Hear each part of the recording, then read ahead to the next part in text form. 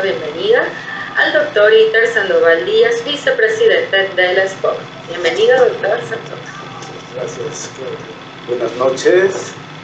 La Sociedad Peruana de Obstetricia y Ginecología le da la bienvenida esta noche, día 30 de noviembre de 2021, a esta sesión científica extraordinaria, en el cual vamos a tratar un tema muy importante, que ahora lo vamos a mencionar, pero primero hay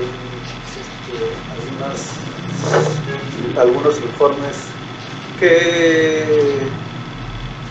hay que tenerlos muy presentes, que lo va a hacer nuestra secretaria, la doctora Carmen Mere. Doctora Carmen. Buenas noches, doctorita, gracias por la presentación. Buenas noches, colegas. Tengo a bien presentar 7 nuevos miembros adscritos a la sociedad. El primero, la doctora Fátima Isela Pasos Fernández.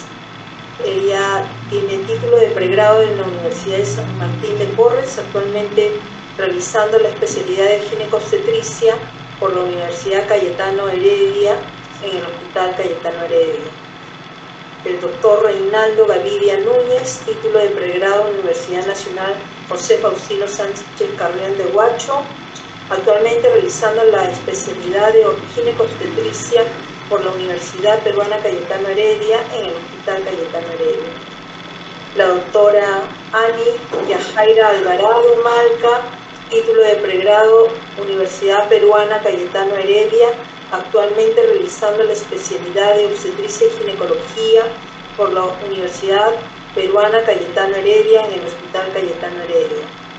Doctora Mayra Alejandra Martínez Pérez, título de pregrado Universidad Peruana Cayetano Heredia, actualmente realizando la especialidad de obstetricia y ginecología por la Universidad Cayetano Heredia en el Hospital Cayetano Heredia.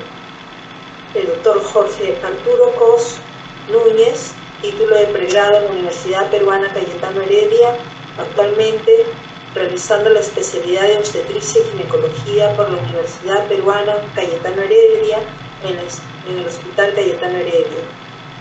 La doctora Ruth Ordóñez Lima, título de pregrado Universidad Peruana Cayetano Heredia, actualmente realizando la especialidad de ginecobstetricia por la Universidad Peruana Cayetano Heredia en el Hospital Cayetano Heredia. La doctora Liliana Cecilia Castañeda Mercado, título de pregrado Universidad Peruana Cayetano Heredia, actualmente realizando la especialidad de obstetricia y ginecología por la Universidad Peruana Cayetano Heredia en el Hospital Cayetano Heredia. Bienvenidos, nuevos miembros adscritos, felicitaciones. Gracias, doctor Sandoval, eso es todo lo que tenía que informar el día de hoy. Buenas noches.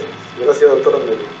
Y justo les decía que esta noche vamos a tocar un tema bastante importante, ¿no? Que es el cáncer de mama, recomendaciones. Ese es nuestro tema de esta noche, que va a ser desarrollado por 4 invitados con mucha experiencia, colegas que trabajan en este campo, con mucha experiencia, decía, para tratar un tema que es bien importante, muy importante, y que es el cáncer, como es el cáncer de mama, ¿no? Que como todos sabemos tiene una alta incidencia a nivel mundial, ¿no? Es la primera patología de cáncer en mujeres, ¿no? A nivel de Latinoamérica es la segunda, y en el Perú tiene una diferente distribución, pero en Lima sigue siendo la primera patología.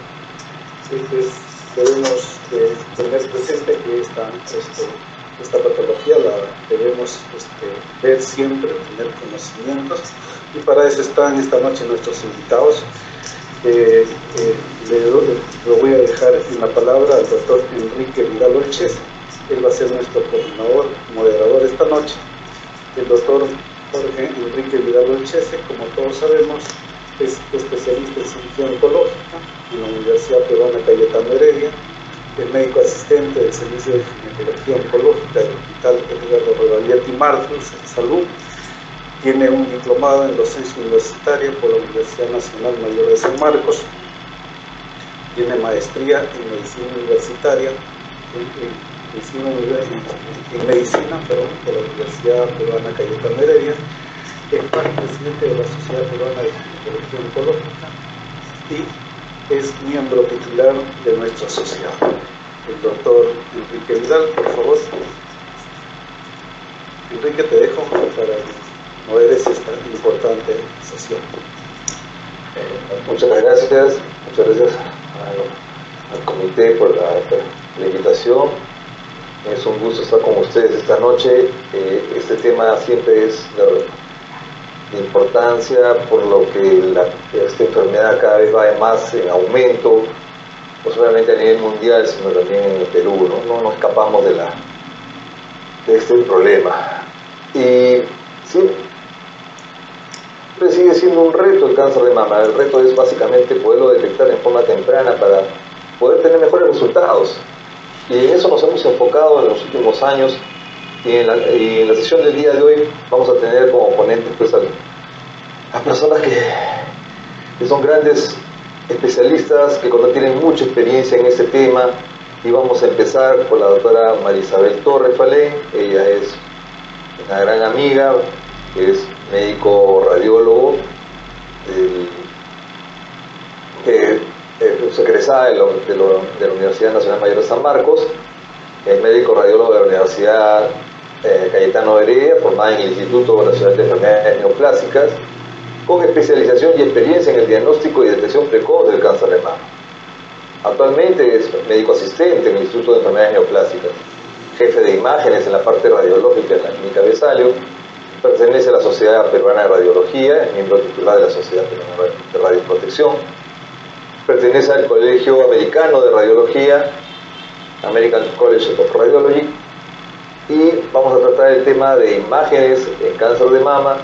Ella nos va a conversar sobre qué podemos hacer, hasta dónde podemos llegar con estas imágenes para detectar tempranamente estas lesiones. Doctora Marisabel, la dejamos para que pueda exponer su tema. Tenemos 20 minutos para poder exponer. Buenas noches a todos, gracias primero por la invitación, gracias Kike, es un placer estar con ustedes esta noche para revisar un tema que a mí particularmente me apasiona. Me dedico a esto ya hace algunos años y es lo que hacemos diariamente. Trabajo actualmente en el Instituto Nacional de Enfermedades Neoplásicas. Me desempeño como encargada del área de imágenes mamarias. Entonces ahora voy a presentarles mi exposición. Quisiera ver si están viendo las imágenes o todavía. A ver. Todavía. ¿Ah? Ahora sí, ya está. Ahora sí. Okay. Bueno, entonces el tema a tratar es imágenes de cáncer de mama. Me pidieron que hiciera una revisión de lo que se podía hacer desde el punto de vista del ginecólogo obstetra en la práctica diaria. Lo primero que vamos a hacer es revisar un poco qué imágenes hay en mama en este momento. Como estudio morfológico, o sea, para ver la forma de las lesiones, tenemos primero a la mamografía, luego tenemos a la ecografía.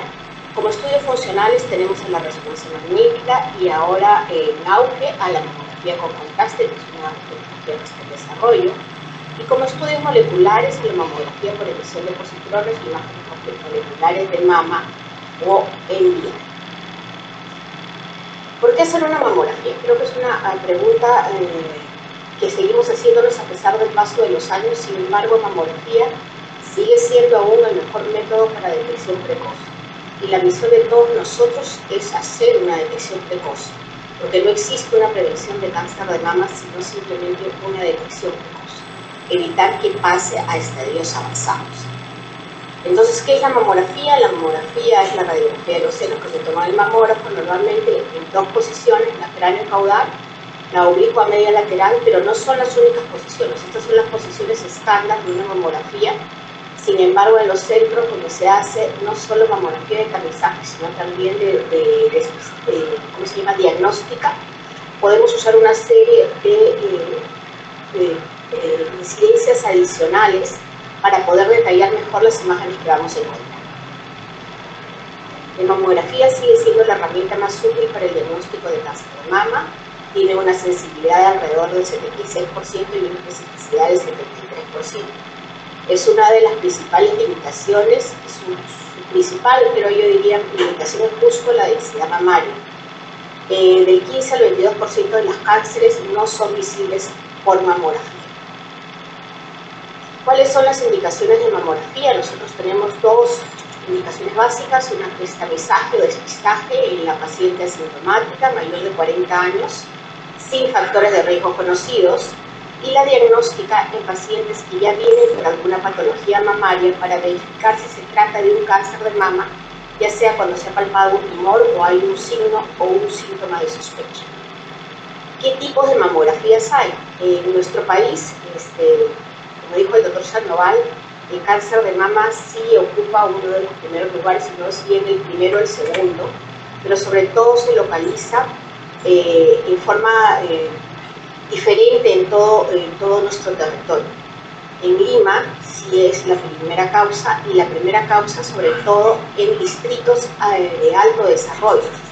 Mientras que uno pensaría que sería periferia, no. En distritos de alto desarrollo como San Isidro, Miraflores, La Molina, es donde tenemos más casos de incidencia de cáncer de mama.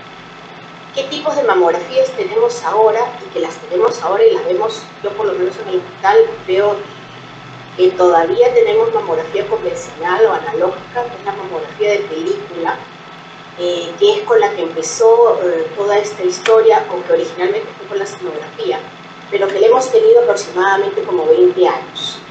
Luego está la mamografía computarizada, que fue como la transición entre la mamografía convencional o analógica hacia la mamografía digital.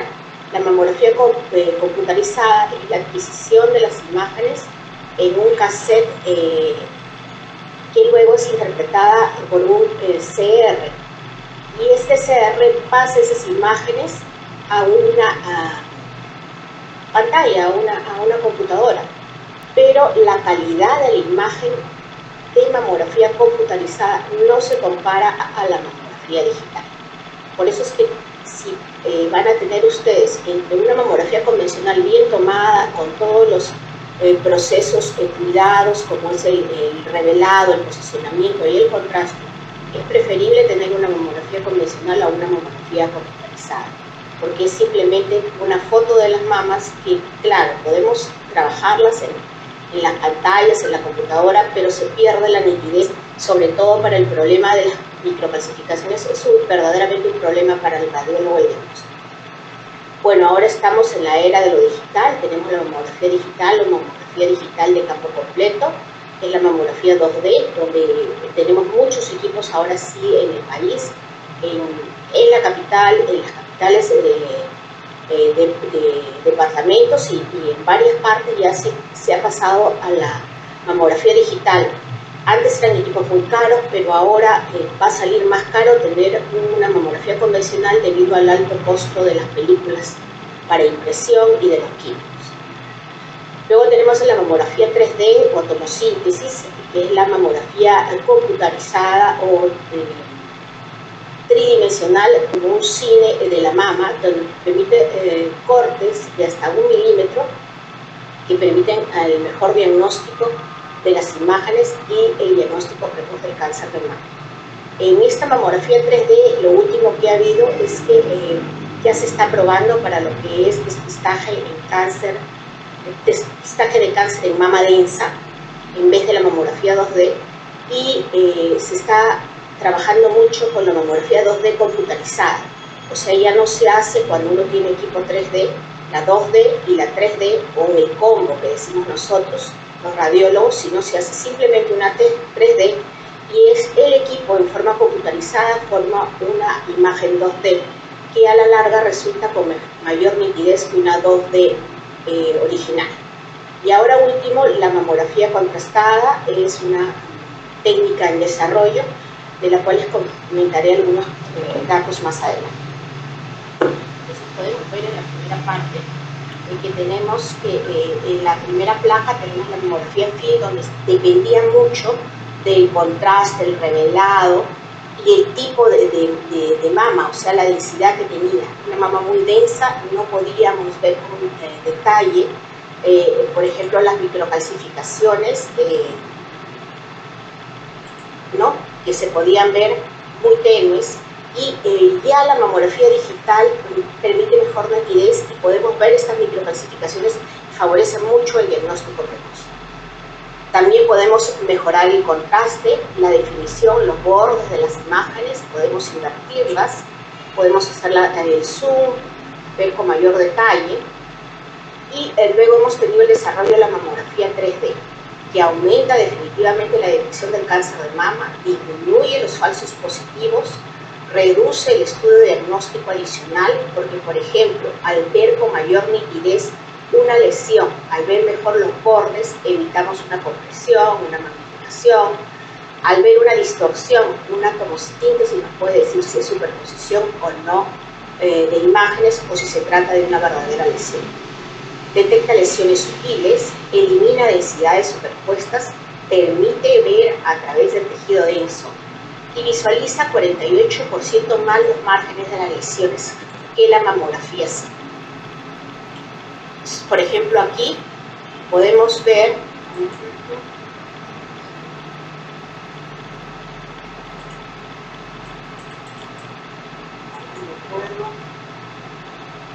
quiero que corra el video.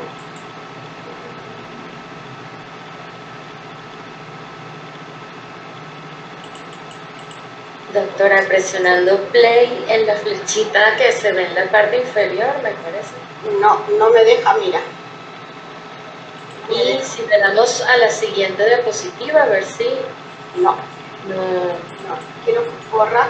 Pero bueno, en esta imagen íbamos a ver con mayor nitidez sobre este tejido denso que solamente era superposición de imágenes, y en la parte posterior una imagen especulada, radiada, cuya nitidez iba a ser fácilmente evidenciada en la imagen. ¿Qué es la mamografía contrastada? Es una mamografía que utiliza sustancia de contraste iodada para visualizar lesiones mamarias con neovasculatura. Ayuda a mejorar la visualización de los hallazgos anormales encontrados en una mamografía digital. Se hace en el mamógrafo convencional, o sea, en el mamógrafo que conocemos, en el mamógrafo 2D o en la tomosíntesis, pero sí tiene que tener un software especial para mamografía contrastada y unos filtros especiales, porque esta mamografía se toma con alto contraste y con bajo contraste para poder sacar la imagen final. La alternativa es una alternativa en pacientes con contraindicaciones para resonancia de mamas, por ejemplo, pacientes con claustrofobia, pacientes con marcapasos, pacientes que no soportan el decúbito ventral por mucho tiempo, porque la resonancia demora aproximadamente 30 minutos. Entonces, en todos esos casos surge la mamografía contrastada como una alternativa.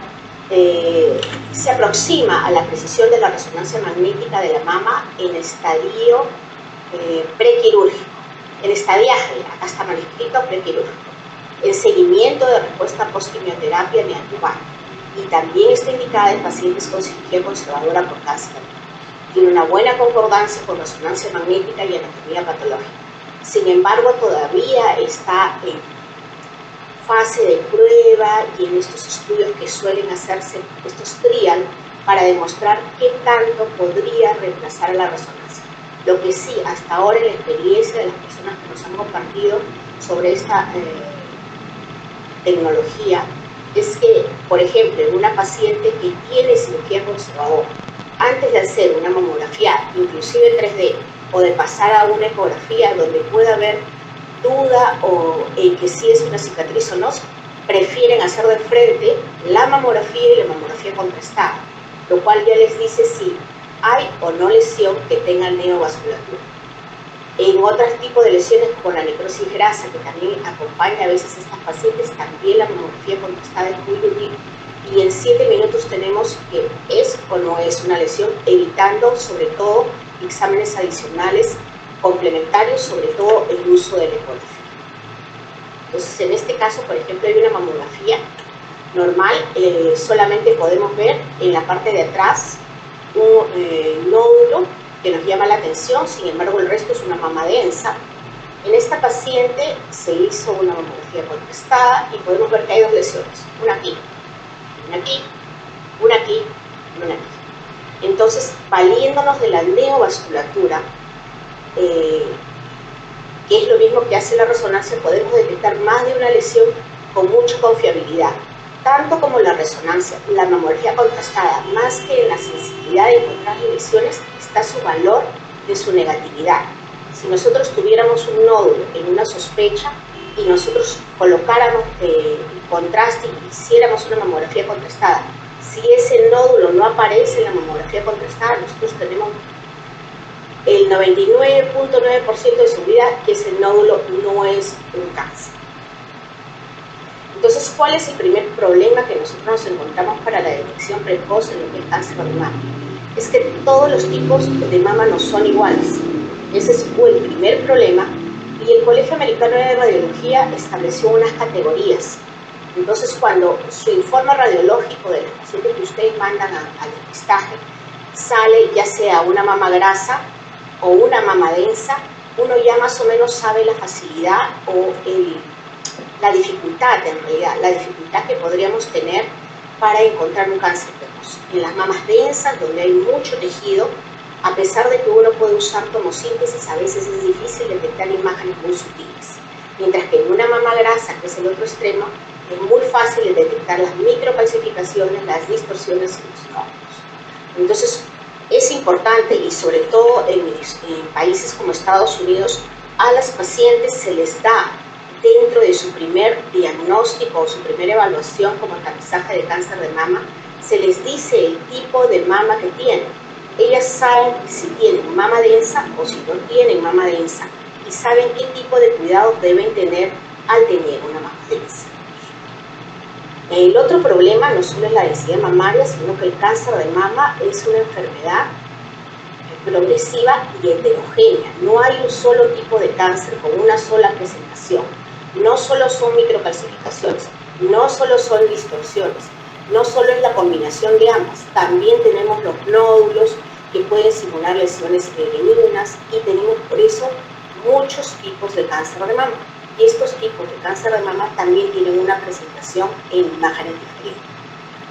Entonces, ¿qué es lo que van a encontrar en las imágenes radiológicas? Lo primero que llama atención son las calcificaciones, si estas van a ser gruesas, si van a ser microcalcificaciones, los nódulos, el contorno de estos nódulos que puede llevar a sospechas, las lesiones estipuladas, cuando pueden ser sospechosas de un cáncer o no, y la combinación de ambas, lesiones estipuladas y microcalcificaciones. ¿Hay calcificaciones benignas? Sí. Y conforme la paciente tiene más edad, suelen haber más calcificaciones.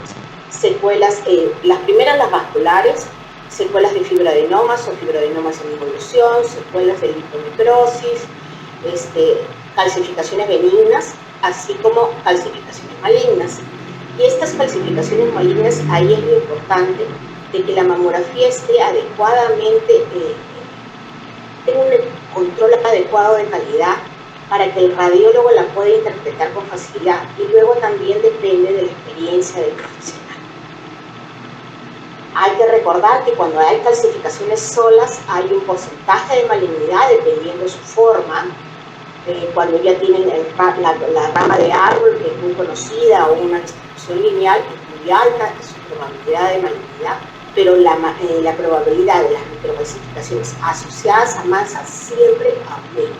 Entonces, no es solamente microcalcificaciones, no es solamente masas, sino es la combinación de ambas. En la masa igual hay lesiones benignas, bien definidas, hay lesiones malignas, hay nódulos, como yo les comenté, debido a lo heterogéneo que es el cáncer de mama. Podemos tener los carcinomas papilares, los medulares, los coloides, que se presentan como un nódulo. O si vamos a hablar de los tipos hormonal o no hormonal, tenemos que los triple negativos suelen presentarse como lesiones benignas. Entonces, todo eso hace mucho más complejo el diagnóstico y la detección precoz. Tenemos nódulos sí, benignos, que ya hemos sabido siempre y durante mucho tiempo hemos explicado a los radiólogos que todos los nódulos que tengan contenido negro en el interior son benignos. Todos los nódulos de alta densidad van a depender de los bordes, que si son irregulares, son sospechosos de malignidad, o si ya es una lesión especulada, más es la probabilidad de que sea maligna. La lesión especulada. Ahora, lesión especulada por sí sola tampoco es sinónimo de cáncer, si bien es la primera imagen que el radiólogo o el especialista que tiene el resultado sospecha de un problema neoplásico.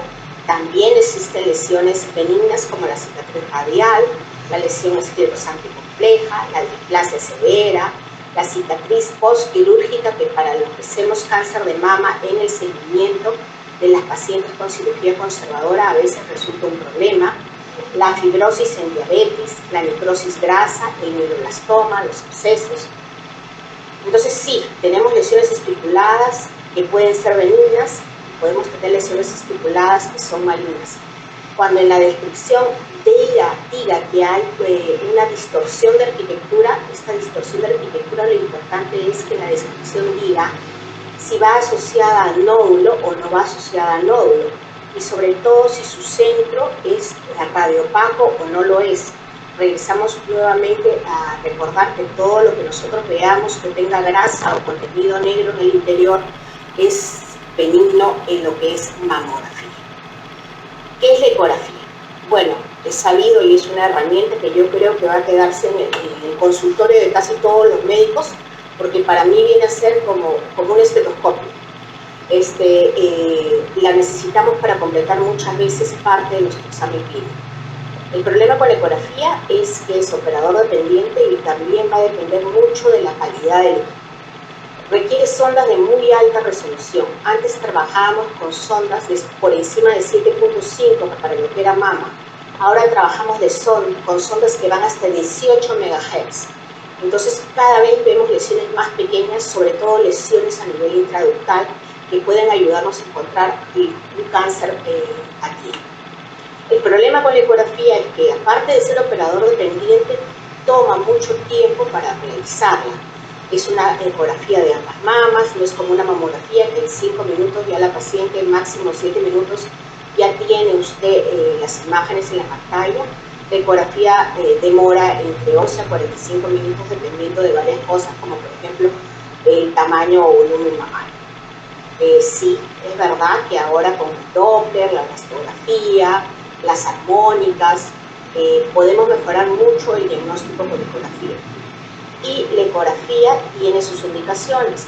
En mujer joven, en niña, gestante, lactante, donde no vamos a poder usar la radiación o no es conveniente usarla, o donde sabemos que porque es mujer joven va a tener mucho tejido y la mamografía disminuye su sensibilidad, usamos ecografía. Cuando hay un nódulo mamográfico complementario a lo que es mamografía, siempre queremos saber si ese nódulo es líquido o es sólido. Queremos ver si en las opacidades asimétricas, las masas palpables clínicamente, ecomamografía negativa. Ahí es muy importante la intervención de ustedes. Si la paciente les dice que su mama no era así, que clínicamente ella nota un aumento de consistencia en alguna de las glándulas y su mamografía es negativa, no dejen de hacer una ecografía. Y por último, siempre, y eso creo que es una dogma, lo que sea clínicamente palpable debe tener una resolución del glúteo. Tenemos que llegar al diagnóstico de qué cosa es ese tejido que ha cambiado de consistencia. Y no debe retrasar una biopsia si es necesaria. Luego la secreción sanguinolenta o cristal de roca por el pezón, ya que la ecografía sí nos permite ver dentro del interior de los conductos, sobre todo ahora que tenemos estos traductores de tan alta resolución. Y por supuesto en el patrón mamario de pezón. Repito, la particularidad, o sea, para lo que es más útil la ecografía, es que cuando tenemos un nódulo para saber si este es contenido líquido o contenido sólido. Pero su principal uso ahora es que va complementaria a la mamografía. Ya nosotros sabemos que mujer con mama densa no hacemos despistaje solo con mamografía. ni siquiera con mamografía 3D. Hacemos mamografía y ecografía. Porque la ecografía incrementa el diagnóstico en aproximadamente 2.7, yo diría que hasta 3 por cada 1000 pacientes. Hacemos un mejor diagnóstico por una lesión que no es vista por mamografía, pero que sí es vista por ecografía, con la ventaja que, siendo ecográficamente visible, es una forma de acceso para una biopsia, con lo cual podríamos adelantar el diagnóstico, evitando una cirugía. Luego queda la resonancia magnética. La resonancia la deberíamos hacer como extensión de enfermedad. Probablemente en las instituciones como la mía, que es una institución nacional, o en los hospitales grandes que tienen el equipo de resonancia magnética, es muy difícil que a toda paciente prequirúrgica con un cáncer de mama se le haga siempre resonancia como extensión de enfermedad. Pero debería hacerse cuando se va a hacer cirugía conservadora. No solo para ver multifocalidad y multiplicidad, sino también para ver bilateralidad. Sirve para descartar recurrencia de cicatriz, evaluación del implante. La resonancia magnética es, sin contraste, el mejor método para evaluar la integridad del implante y es el único método indicado cuando la paciente ha usado silicona libre. Entonces, cuando la paciente ha usado silicona libre y tiene estos granulomas que dan una gran sombra que dificultan la imagen, es inútil pedir una mamografía y una ecografía. Esa paciente, la única herramienta que le podemos brindar para una detección precoz sería una resonancia. Otra indicación es la enfermedad residual post-tumorectomía, evaluar la respuesta al tratamiento, a la terapia. Como ya dije, la silicona libre, la enfermedad del pezón o la enfermedad de Payet, que en un porcentaje se acompaña de carcinoma ductal in situ a nivel retroedad. Cuando tenemos una axila positiva, inclusive con su VAF positivo, una mama negativa y una eco negativa, como búsqueda de primario. Una mama densa en mujer joven de alto riesgo, estas ya son indicaciones que el Colegio Americano de Radiología ha establecido. Ya sabemos que existe la mutación BRCA, el BRCA1, BRCA2, pero también otros genes como el TPE3, que nos pueden dar el síndrome de Fellini, el Cowden, Ambanayan, Ryler, Rubalcaba. Las pacientes que tienen riesgo de vida, ¿no?, de 15 a 20%, el carcinoma lobular in situ, que ya no es considerada en realidad una neoplasia, sino como un estadio preneoplásico, una lesión de alto riesgo, y una serie de indicaciones que ya fueron establecidas y conocidas.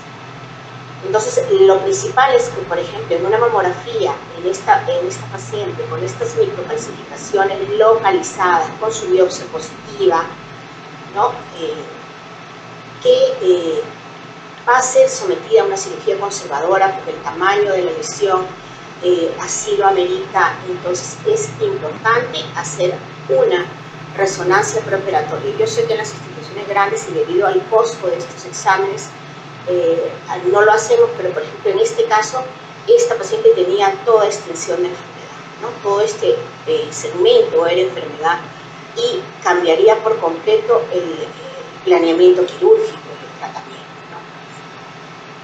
Cuando tenemos post-tumorectomía, para ver si post-tumorectomía hay un margen positivo, porque la resonancia nos va a dar el realce de que existe todavía actividad celular, o si existe una enfermedad residual en otro lugar de la mama.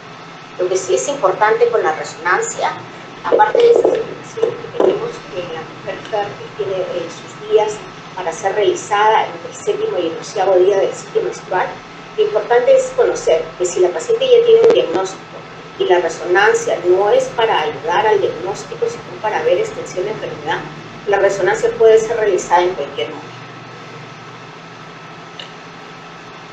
Bueno, y en el informe nosotros sabemos que el BIRAS ya ha tenido varias versiones. Esta es la última que hasta ahora está vigente, del 2013, que es el sistema de informes que usamos los radiólogos, y al final colocamos la explicación, si es un BIRAS 0, 1, 2, 3, 4, 5 o 6, que es la manera como nos entendemos nosotros con ustedes y con los otros colegas. Entonces, eso inclusive muchos de nosotros en el mismo informe colocamos abajo la leyenda que significa cada uno, ¿no? Y más o menos este es el algoritmo, ¿no? En una paciente que tiene mamografía por encima de 40 años, si su bypass es 1 y 2, va a su control. Si el bypass es anormal, el 3 va a ser para que sea un control a los 6 meses. A los 6 meses debe cambiar, o está igual y pasa a ser benigno, o a los 6 meses, si aumenta, pasa a la biopsia. O sea, este bypass 3 debe cambiar a los 6 meses, máximo a los 12 meses. Anormal cuando tenemos 0 o 4.5, o 4 y 5. Entonces el 0 va al estudio complementario, sobre todo lo que es ecografía. Y según el resultado pasa a ser benigno, 1 o 2, o pasa a ser 4 o 5, y esto es su biopsia. Y cuando es un 4 o 5, va a la biopsia. ¿Qué hacemos con mujeres con lesiones palpables? Con mujeres con lesiones palpables, si es menor de 35, y ya hemos hablado que el primer examen de imágenes que se utiliza es la ecografía. Si la lesión es sospechosa, va a la biopsia. Si la mujer tiene 40 años, hacemos la mamografía. Yo diría que desde 35. A veces me mandan pacientes de 39 años con un nódulo palpable, con axila positiva, y solo me piden ecografía. Yo inmediatamente les hago la eco y la mama, porque como ya hemos mencionado, no solamente es ver la extensión de esa enfermedad en esa mama, sino ver si hay alguna lesión en la otra mama. Entonces la mamografía nos dirá lo mismo, si es una lesión sospechosa, si es un nódulo o una densidad o un nódulo sin expresión, irá a una ecografía. Y seguirá luego el protocolo de ella, sea si es 3, 4 o 5. Y en las mujeres de alto riesgo, adelantar la primera mamografía, ¿no? En ellas sí deberíamos usar resonancia, en vez de usar ecografía, deberíamos usar mamografía y resonancia, es más, resonancia y ecografía, y con ellas hacer el seguimiento. Bueno, creo que es todo lo que puedo compartir, espero no haberme pasado porque he visto que no sonó la alarma. Muchas gracias, doctora Marisabel Torres. Muy interesante la exposición. Son las nuevas tecnologías y tendencias que tenemos, las herramientas que tenemos a disposición de los ginecólogos para poder hacer el diagnóstico de esta enfermedad, ¿no? Al final tendremos las preguntas. Vamos a continuar. El tema a continuación va a ser el cáncer in situ de la mama, con el doctor Fernando Carvajal Urteaga. El doctor Fernando Carvajal es especialista en ginecología y obstetricia. Él tiene la subespecialidad en ginecología oncológica, es médico asistente del servicio de ginecología oncológica del Hospital Revalletti Martins, pegado a Revalletti Martins. Vamos a tratar el tema del cáncer in situ de la mama, que es un tema que es apasionante porque muchas veces se encuentra lesiones tempranas y podemos hacer un excelente tratamiento y manejo de estas pacientes, ¿no? Quizás lo que buscamos muchas veces en la detección temprana es poder encontrar estas lesiones que son muy pequeñas, muy iniciales, que llevan un tratamiento especial y que cada vez van en aumento dado a la tecnología que acabamos de ver. El gran esfuerzo que se está produciendo nos está dando resultados, ¿no? Aumentando el cáncer in situ, que es antes que llegue a ser un cáncer invasor. Adelante, doctor Fernando Carvajal. Muy bien, muchas gracias, doctor Enrique Vidal. Ante todo, agradecer a la Sociedad Peruana de Obstetricia y Ginecología por esta invitación y poder compartir con ustedes, como ya muy bien lo mencionó el doctor Vidal, este tema que es bastante importante y que estoy completamente convencido que en más de una oportunidad nos vamos a cruzar con él, seamos o no del área de la oncología. Bien, ante todo, ¿se puede ver mi pantalla?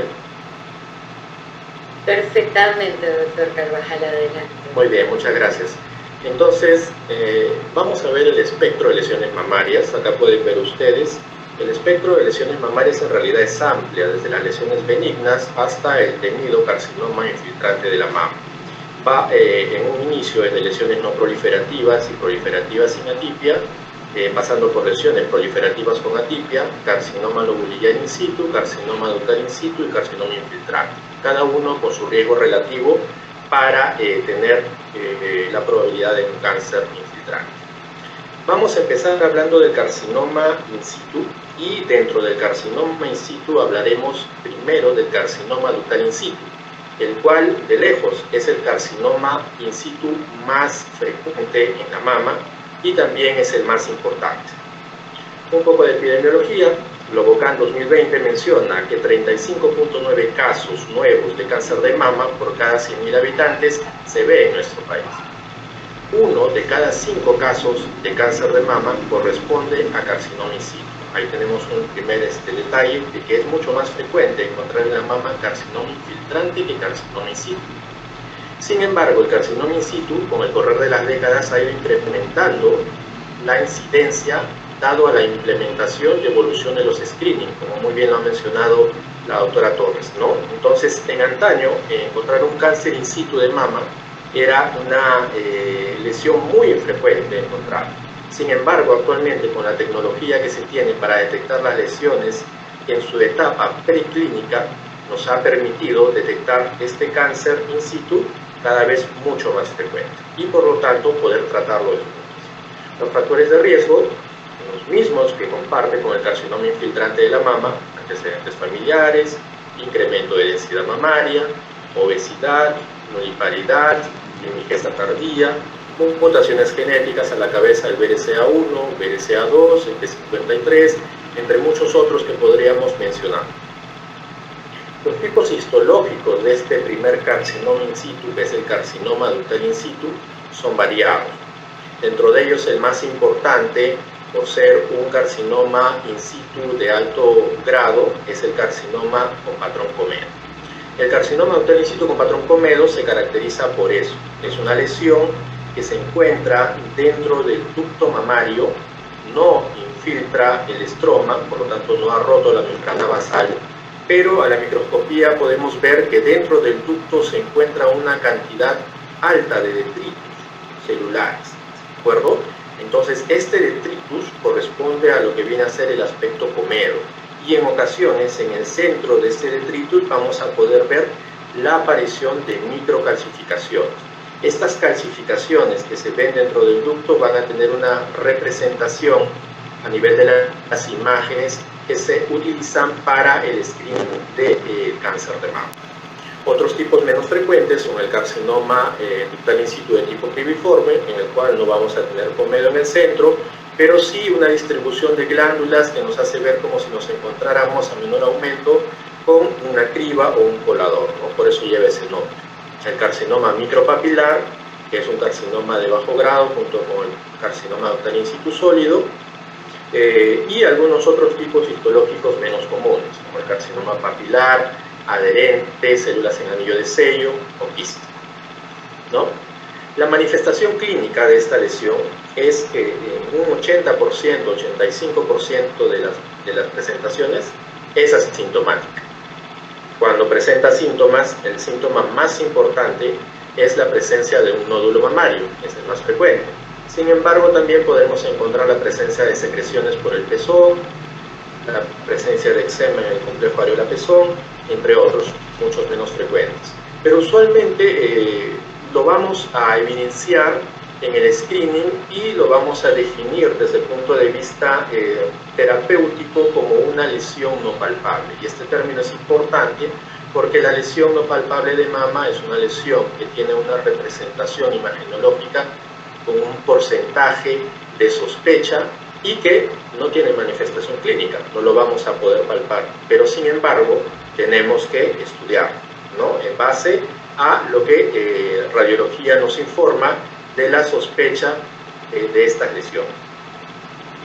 ¿Cómo hacemos el diagnóstico? El diagnóstico del carcinoma in situ requiere definitivamente la confirmación anatomopatológica, y la confirmación anatomopatológica requiere una biopsia. La biopsia se puede realizar con aguja fina, pero en la actualidad ya está prácticamente descartado porque no nos orienta a un estudio histológico, solamente nos da en la mayoría de casos celularidad y no es muy concluyente.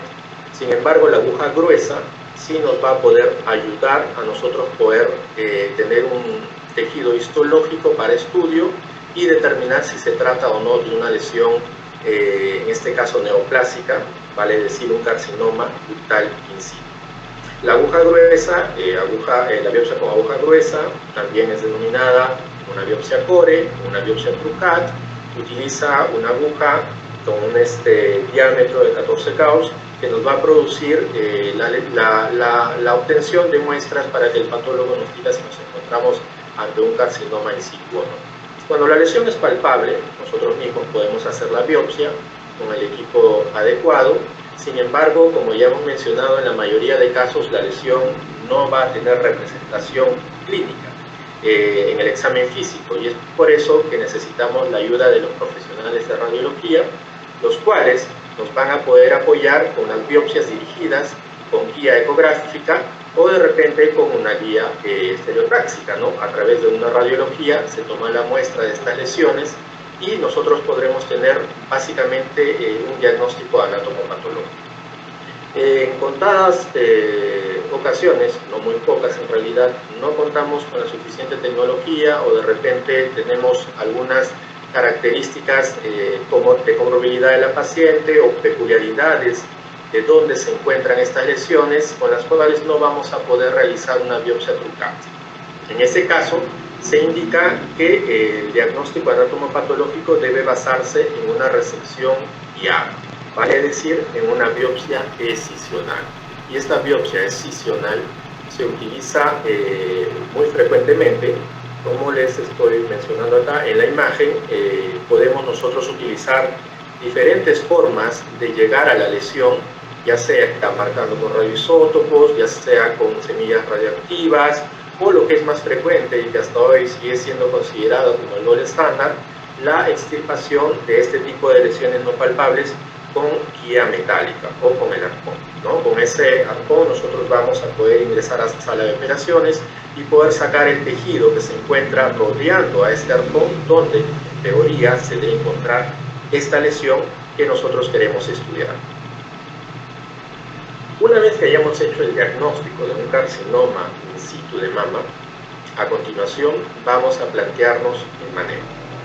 El manejo del carcinoma in situ de mama tiene tres pilares fundamentales, los cuales estoy mostrando ahí, cada uno con su importancia: la cirugía, radioterapia y hormonoterapia. Por lo tanto, podemos de esta diapositiva concluir que el manejo del carcinoma ductal in situ requiere primero un manejo multidisciplinario y en segundo lugar requiere un manejo idóneamente en centros especializados. De estos tres, el más importante es la cirugía. Básicamente nos estamos centrando en el manejo del cáncer in situ más frecuente, que es el carcinoma ductal in situ. El carcinoma ductal in situ es un predecesor del carcinoma infiltrante, es el promotor del carcinoma infiltrante. Si dejamos un carcinoma in situ, probablemente sigue una evolución natural y con el correr de los años vamos a tener aparición de focos de infiltración y finalmente el carcinoma infiltrante florido con toda la manifestación clínica que probablemente en algún otro momento podamos conversar con mucho mayor detenimiento. Entonces, este carcinoma ductal in situ es un cáncer propiamente dicho. Tanto así que el carcinoma ductal in situ se considera un cáncer de mama en estadio 0. ¿De acuerdo? Muy bien. Entonces, eso es la cirugía. La radioterapia y la hormonoterapia son complementos de la cirugía para disminuir el riesgo en este tipo de pacientes. Empecemos entonces no voy a ahondar en este tema, sobre la cirugía. La cirugía en el cáncer in situ de mama se basa en el enfoque del manejo de la mama y el manejo de la axila. El manejo de la mama, a su vez, se puede hacer con cirugía conservadora de mama o con mastectomía. Y la estadificación axilar, el estudio se hace a través del ganglio centinela. Dentro de la cirugía para el cáncer in situ de mama, el gold estándar de manejo actual es la cirugía conservadora de mama, la cual consiste en extirpar la lesión con un borde circundante de tejido sano. Este borde circundante de tejido sano es lo que se llama el borde de seguridad quirúrgica. Desde el punto de vista oncológico, y ya desde el año 2016, hay un consenso estandarizado para decir que el borde de seguridad quirúrgico en una cirugía conservadora de mama por un cáncer in situ de mama que posteriormente va a recibir radioterapia complementaria debe ser mayor o igual a 2 milímetros. ¿De acuerdo? Entonces, eso es uno de los puntos importantes, un borde quirúrgico mayor de 2 milímetros, pero siempre asociado a radioterapia complementaria. En ocasiones, no vamos a poder realizar una cirugía conservadora de mama y tendremos que realizar una cirugía un poco más extensa, en este caso, realizar una mastectomía. ¿En qué casos realizamos mastectomía? Cuando nos encontramos con una enfermedad multicéntrica. ¿Qué es una enfermedad multicéntrica? Corresponde a la aparición de 2 o más lesiones en una misma mama en diferentes cuadrantes. ¿De acuerdo? Cuando tenemos enfermedad en diferentes cuadrantes de la mama, entonces es un poco difícil poder conservar la mama. Otra definición de multicentricidad corresponde a 2 focos de lesión que tienen una distancia de 5 centímetros a más entre una y otra. ¿En qué otros casos no vamos a poder realizar una cirugía conservadora?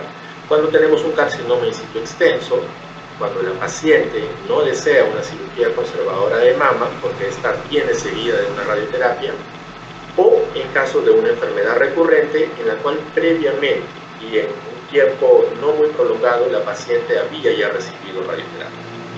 En este caso se recomienda la mastectomía para obviar nuevamente la radioterapia. Muy bien, y básicamente ya nosotros conocemos cuáles son los resultados estéticos de una mastectomía. Por lo tanto, en la medida de lo posible y cuando los criterios sean convenientes, el tratamiento debe ser una cirugía conservadora. Acá viene un punto muy importante, dado de que en esta última década hemos empezado a entender un poco más la enfermedad del carcinoma ductal in situ. Hemos entendido un poco más el comportamiento y la biología del mismo y actualmente está entrando en boga lo que viene a ser el enfoque basado en riesgos. ¿En riesgos de qué? En riesgos de recurrencia de enfermedad. Hemos hablado que el carcinoma in situ lo tenemos que sacar. En este caso cuando se trata de un carcinoma ductal, porque si lo dejamos progresará probablemente a un carcinoma infiltrante.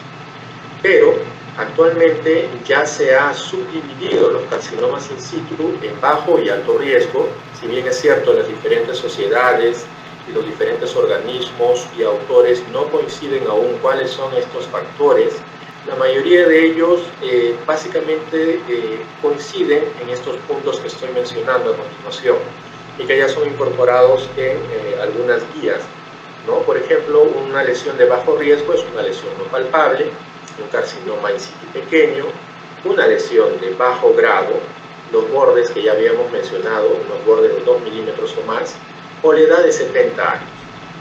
Sin embargo, tenemos factores de alto riesgo como una lesión palpable, una lesión extensa, definida como una lesión de más de 5 centímetros, una lesión de grado 2 o grado 3, los bordes comprometidos, menores a 2 milímetros, una paciente joven, definida ya en el consenso de Suiza desde el punto de vista del cáncer de mama, se define una paciente joven como aquella que tiene menos de 40 años de edad y alguna expresión genética que puede tener esta paciente que le da un alto riesgo a su enfermedad. Bien, pasado el comienzo, empezamos a hacer la primera cuestión. ¿Deberíamos siempre hacer cirugía en el carcinoma ductal in situ? Ya hasta hace un momento hemos estado hablando de que deberíamos sacarlo, etcétera, etcétera, pero posteriormente ya se está enfocando en base a riesgo. Pues responder esta pregunta en la actualidad probablemente va a ser un poco difícil. Sin embargo, si nosotros nos esperamos quizás hasta mediados de la próxima década, ya tengamos resultados de 4 de los estudios más importantes prospectivos, que son ensayos clínicos aleatorizados, que van a estudiar a estas pacientes, cada uno con sus diferentes criterios de inclusión para considerarlas como pacientes de bajo riesgo, y a las cuales no les han realizado la cirugía, sino que les van a hacer un seguimiento de entre 5 a 10 años y finalmente veremos cuál de ellos realmente no tuvo diferencia con la cirugía. Y finalmente podremos responder a esta pregunta. Pero hasta entonces la cirugía en el cáncer ductal in situ de mama es el pilar fundamental del tratamiento. El estudio de la axila está basado en lo que viene a ser el ganglio centinela. Hablar de ganglio centinela en un cáncer in situ de repente tiene objeciones. Tengo una lesión que no atraviesa la membrana basal, por lo tanto no infiltra el estroma, por lo tanto no infiltra vasos sanguíneos ni linfáticos, y la probabilidad teórica de que haga metástasis a la axila debe ser de 0%, ¿verdad? La probabilidad 0. Sin embargo, cuando se han hecho estudios observacionales, se ha demostrado de que pacientes que tienen cáncer in situ puro han mostrado de que hay de un 0.1 hasta 1% de ganglios comprometidos en este tipo de pacientes. Por lo tanto, hay algunos cánceres in situ en los cuales probablemente hay microfocos de infiltración que no han podido ser detectados inclusive por la anatomía patológica. Y es por eso que clásicamente se recomendaba que deberíamos complementar el manejo de la mama con el ganglio centinela en una enfermedad de alto grado, en una enfermedad extensa o en un patrón comedo. Sin embargo, en la actualidad, cuando se dice de indicaciones de ganglio centinela en el cáncer in situ de mama, son solamente 2 las recomendaciones, y en eso están de acuerdo las diferentes entidades a nivel mundial, que son cuando vamos a realizar una mastectomía previa. ¿Y por qué? Porque cuando sacamos toda la mama y el patólogo después nos informa la anatomía patológica, doctor, acá en lo que has sacado no solamente hay cáncer in situ, hay focos de infiltración. Entonces ahí me veo obligado a manejar la axila. Y como ya he sacado la mama, no podría estudiar la axila a través del ganglio centinela porque todo el drenaje linfático ya está alterado. Me vería obligado a sacar todos los ganglios de la axila, en este caso una disección radical de axila, con la morbilidad que me puede dar a futuro de un edema, etcétera, etcétera, el tiempo operatorio, el linfocele que se puede formar, entre otras cosas que trae la disección radical de axila. Y la segunda recomendación para realizar ganglio centinela es cuando sacamos una lesión que se encuentra cercana a la axila y que la cicatrización de esta posteriormente nos podría perjudicar o nos podría dificultar la realización del estudio de ganglio centinela de manera adecuada. El segundo punto importante que nosotros tenemos que tener en consideración para el manejo del cáncer in situ de mama, en este caso el carcinoma ductal, es la radioterapia. Las guías americanas de la NCCN consideran de que la radioterapia complementaria a la cirugía conservadora es una recomendación de categoría 1, es de las más importantes que hay. Reduce el riesgo de recurrencia en cáncer de mama en el lecho hasta en un 50%. Es importante también precisar de que cuando el carcinoma ductal in situ regresa, la mitad de las veces regresa nuevamente como carcinoma ductal in situ, pero la otra mitad va a regresar como carcinoma infiltrante. Y ahí la importancia de disminuir el riesgo en este tipo de pacientes. Entonces la radioterapia nos va a ayudar en disminuir la probabilidad de recurrencia en estas pacientes. No ha mostrado mejorar la supervivencia global y las modalidades de radiación son diversas, pero la estandarizada y la más recomendada hasta este momento es la realización de una radiación completa a toda la mama. Existen otros tipos que tienen particularidades y recomendaciones particulares de radioterapia también. Sin embargo, en este segundo pilar también nos podemos hacer la misma pregunta. En la actualidad, ¿siempre realizar radioterapia complementaria en el cáncer in situ de mama con cirugía conservadora de mama?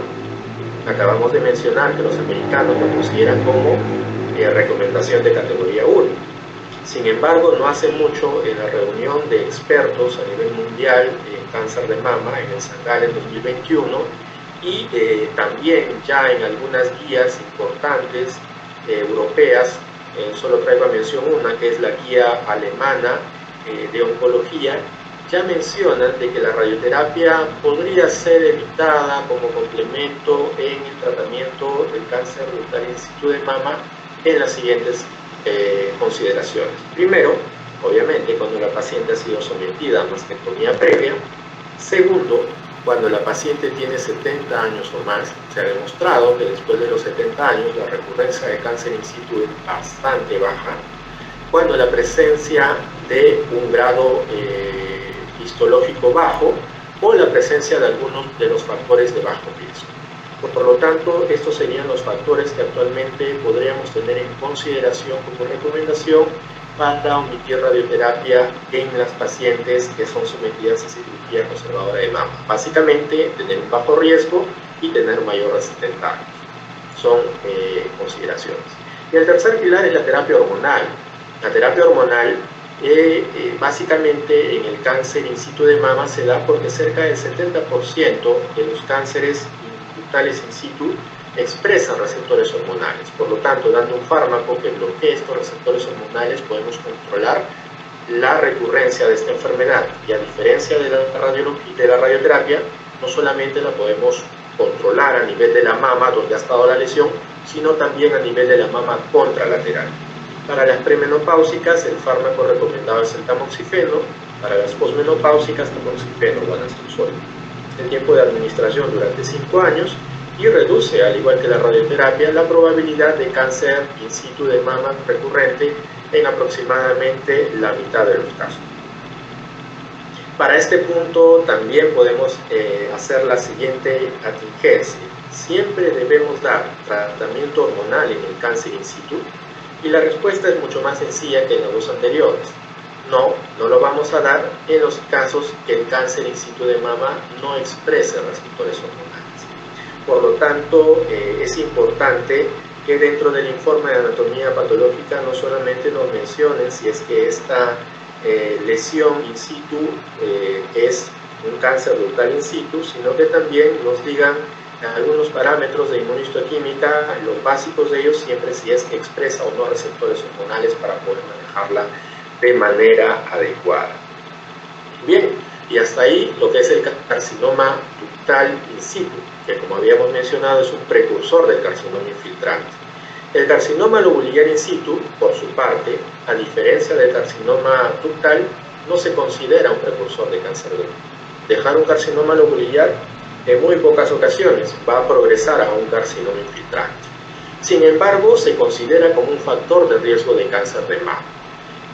¿Cómo se explica esto? El carcinoma lobulillar in situ, el hecho de que la mujer lo tenga en una localización determinada, no quiere decir que en esa localización va a evolucionar para un infiltrante, sino que las pacientes que tienen carcinoma lobulillar tienen potencialidad para desarrollar focos de infiltración en otras zonas distintas de la mama a donde se encuentra el carcinoma lobulillar e inclusive desarrollar el carcinoma infiltrante en la mama contralateral. Por lo tanto, sacar el carcinoma lobulillar in situ no disminuye este riesgo, sino más bien es un aviso para los clínicos para poder observar de manera más concienzuda y controlar a estas pacientes por el potencial riesgo que tienen de carcinoma. Los factores de riesgo también para el cáncer de mama, uno de ellos es tener carcinoma lobulillar in situ. El diagnóstico es por anatomía patológica, no requiere unos bordes quirúrgicos libres en caso tengamos que realizar la extirpación, no requiere radioterapia y la hormonoterapia es controversial a pesar de que los carcinomas lobulillares también expresan lo que viene a ser receptores hormonales. Y la enfermedad de Payet de la mama es una enfermedad in situ que se expresa a nivel, que se localiza a nivel del complejo areola-pezón. Es una neoplasia que tiene un sello distintivo anatomopatológico y es la presencia de esas células que ustedes pueden ver ahí, que son las células de Payet. Estas células de Payet son células agrandadas, con núcleos prominentes, un citoplasma claro, y que llevan ese nombre en base a la persona que la determinó y la describió por primera vez. La enfermedad de Payet en sí no es lo más importante, sino que en el 85% de casos de la enfermedad de Payet viene asociada a un carcinoma in situ o a un carcinoma infiltrante de la mama. Por lo tanto, cuando nosotros nos encontremos con una mujer que tiene estas características, con un eczema a nivel del complejo areola-pezón, que inicialmente ha sido tratada como una enfermedad micótica, una enfermedad autoinmune, y vemos que no mejora, entonces nosotros tenemos la obligación de hacer un diagnóstico de una enfermedad de Payet haciendo una biopsia incisional del tejido sano y también tejido comprometido. Adicionalmente a ello, tenemos concienzudamente que estudiar la mama porque se encuentra asociada a enfermedad, ya sea in situ o infiltrante. Tenemos que hacer mamografía, si no encontramos nada, ecografía complementaria, hasta podemos hacer resonancia magnética con el fin de encontrar una lesión que se encuentre en esa mama. En el 15% de los casos no vamos a encontrar ninguna lesión asociada y simplemente diremos que se encuentra solamente con una enfermedad de Payet. El tratamiento es una centralectomía más una radioterapia en el caso sea una enfermedad de Payet sola, y en el caso sea una enfermedad asociada a un cáncer in situ se tratará como cáncer in situ, o si hay un carcinoma infiltrante se tratará como carcinoma infiltrante. Bien, las conclusiones son que el cáncer in situ de mama representa el 20% de los cánceres de mama, siendo el carcinoma de útero in situ el más frecuente y siendo este un precursor del cáncer infiltrante. Las pacientes son asintomáticas en el momento del diagnóstico en la mayoría de los casos. Requiere siempre una confirmación histológica. Requiere manejo en centros especializados y equipos multidisciplinarios, un enfoque terapéutico actual basado en riesgos. Los pilares del tratamiento son la cirugía, radioterapia, hormonoterapia, con consideraciones particulares en cada una de ellas, y hay ensayos clínicos en curso que nos van a permitir discernir cuáles son realmente las pacientes que se encuentran en riesgo y que requieran tratamientos como los que hemos mencionado, y aquellas que solamente requerirán inclusive observación. Bien, muchas gracias.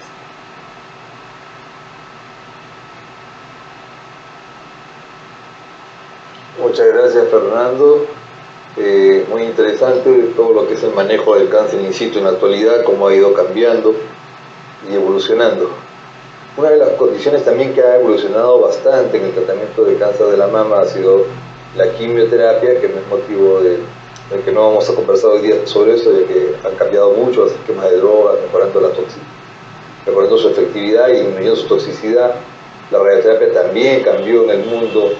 De lo que era cobaltoterapia pasamos a hacer acelerador lineal, la cual produce menos daños al pulmón, al tórax, usando campos tangenciales. También ha evolucionado bastante en el mundo. Ahora vamos a tocar un tema de cómo ha evolucionado la cirugía, el tratamiento quirúrgico del cáncer de la mama en el tiempo, ¿no?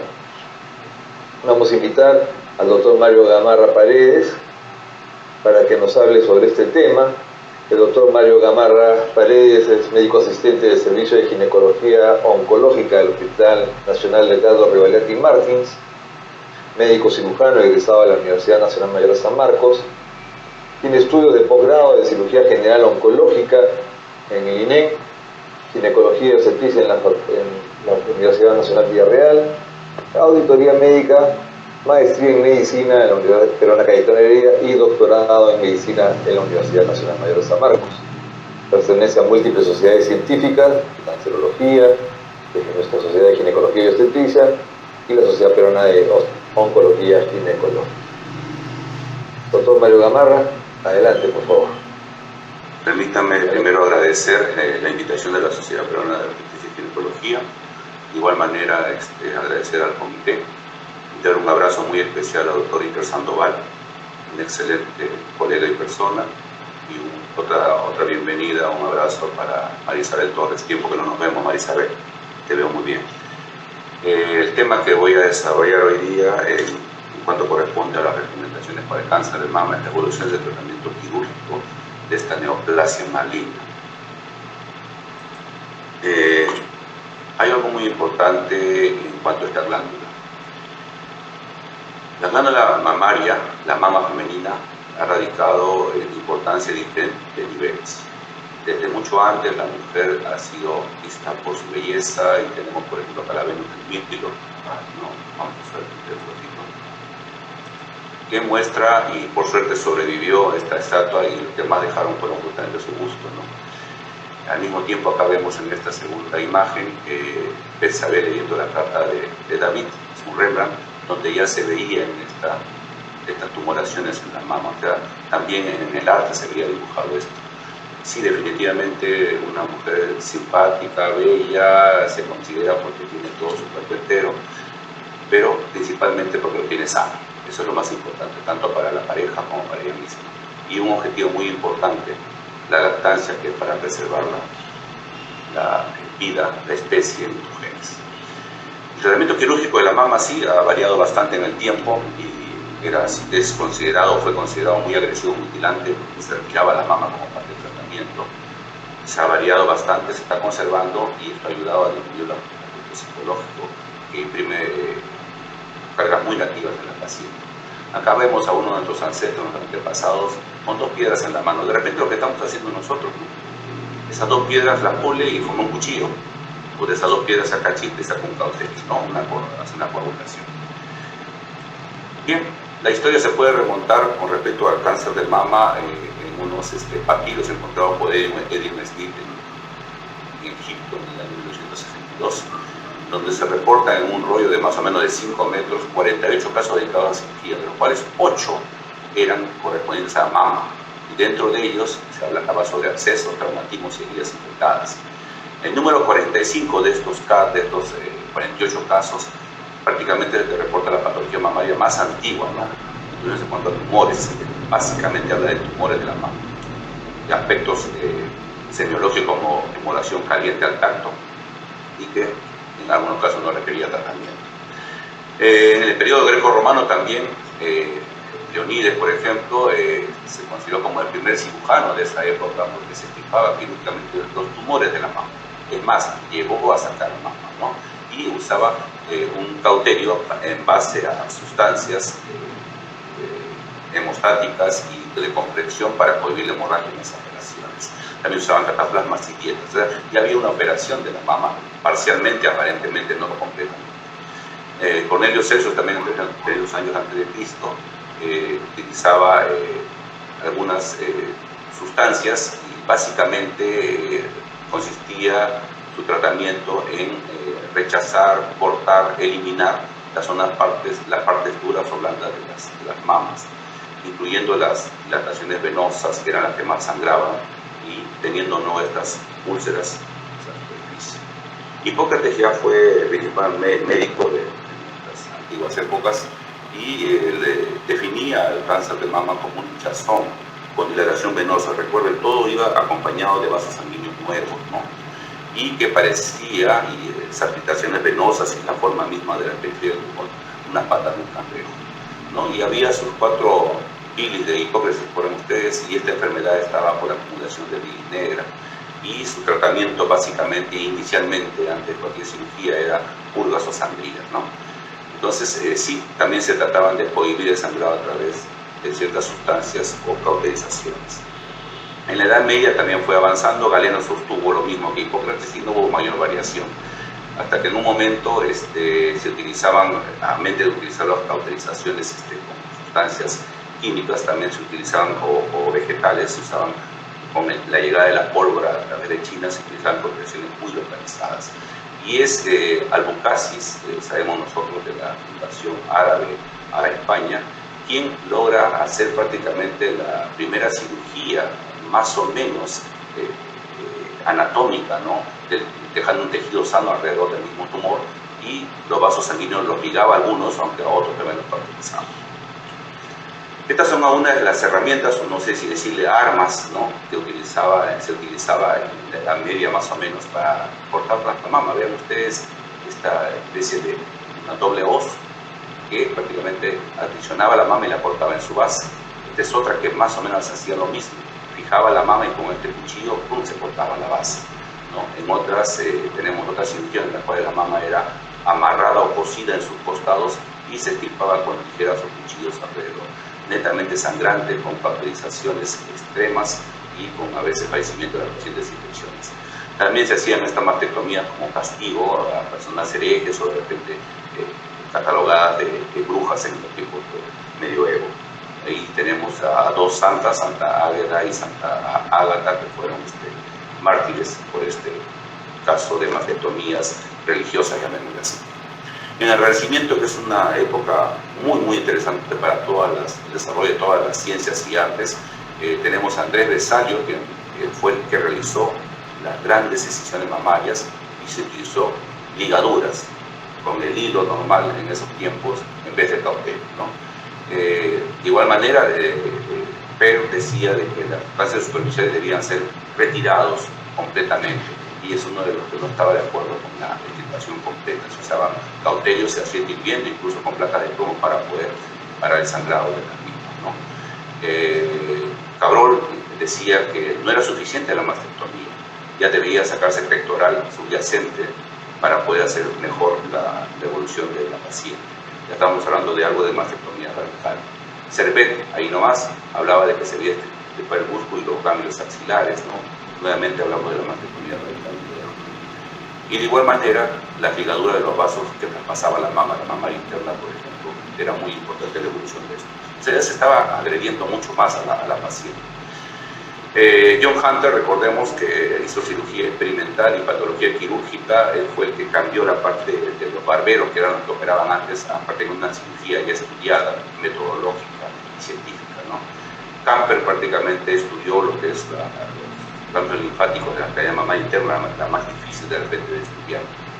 Y Macañi describió el drenaje linfático pectoral. Muy importante esto para ver posteriormente la manera de hacer la disección axilar. Petit ya hablaba de la amputación de la mama, estribación de pectoral y disección axilar. Tenemos a John Hunter, el padre de la cirugía. En el siglo XIX, Morton introduce la anestesia. Acá lo vemos en la anestesia con algún líquido tipo cloroformo, ¿no?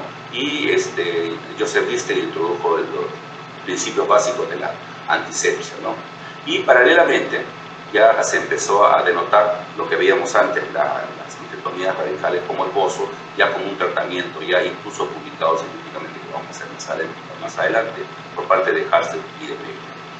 Payet también habló de la enfermedad de la viola mamaria, publica también su caso por una mortalidad operatoria, miren ustedes, del 10%, de 10 una fallecida, era bastante alto. En el siglo XX llegan nuevas tecnologías, nuevos medicamentos, lo dijo el doctor Vidal, la quimioterapia y la radioterapia. Estos complementaban el abordaje quirúrgico y ayudaron a hacer nuevas técnicas, incluso algunas ya después de la quimioterapia. En Francia, la tumorectomía, Carvajal, seguida de radioterapia, ayudó a controlar bastante bien los cánceres iniciales tempranos, y esto fue reportado también en Alemania, en Inglaterra, en Francia, en Estados Unidos, ¿no? Porque trajeron resultados parecidos.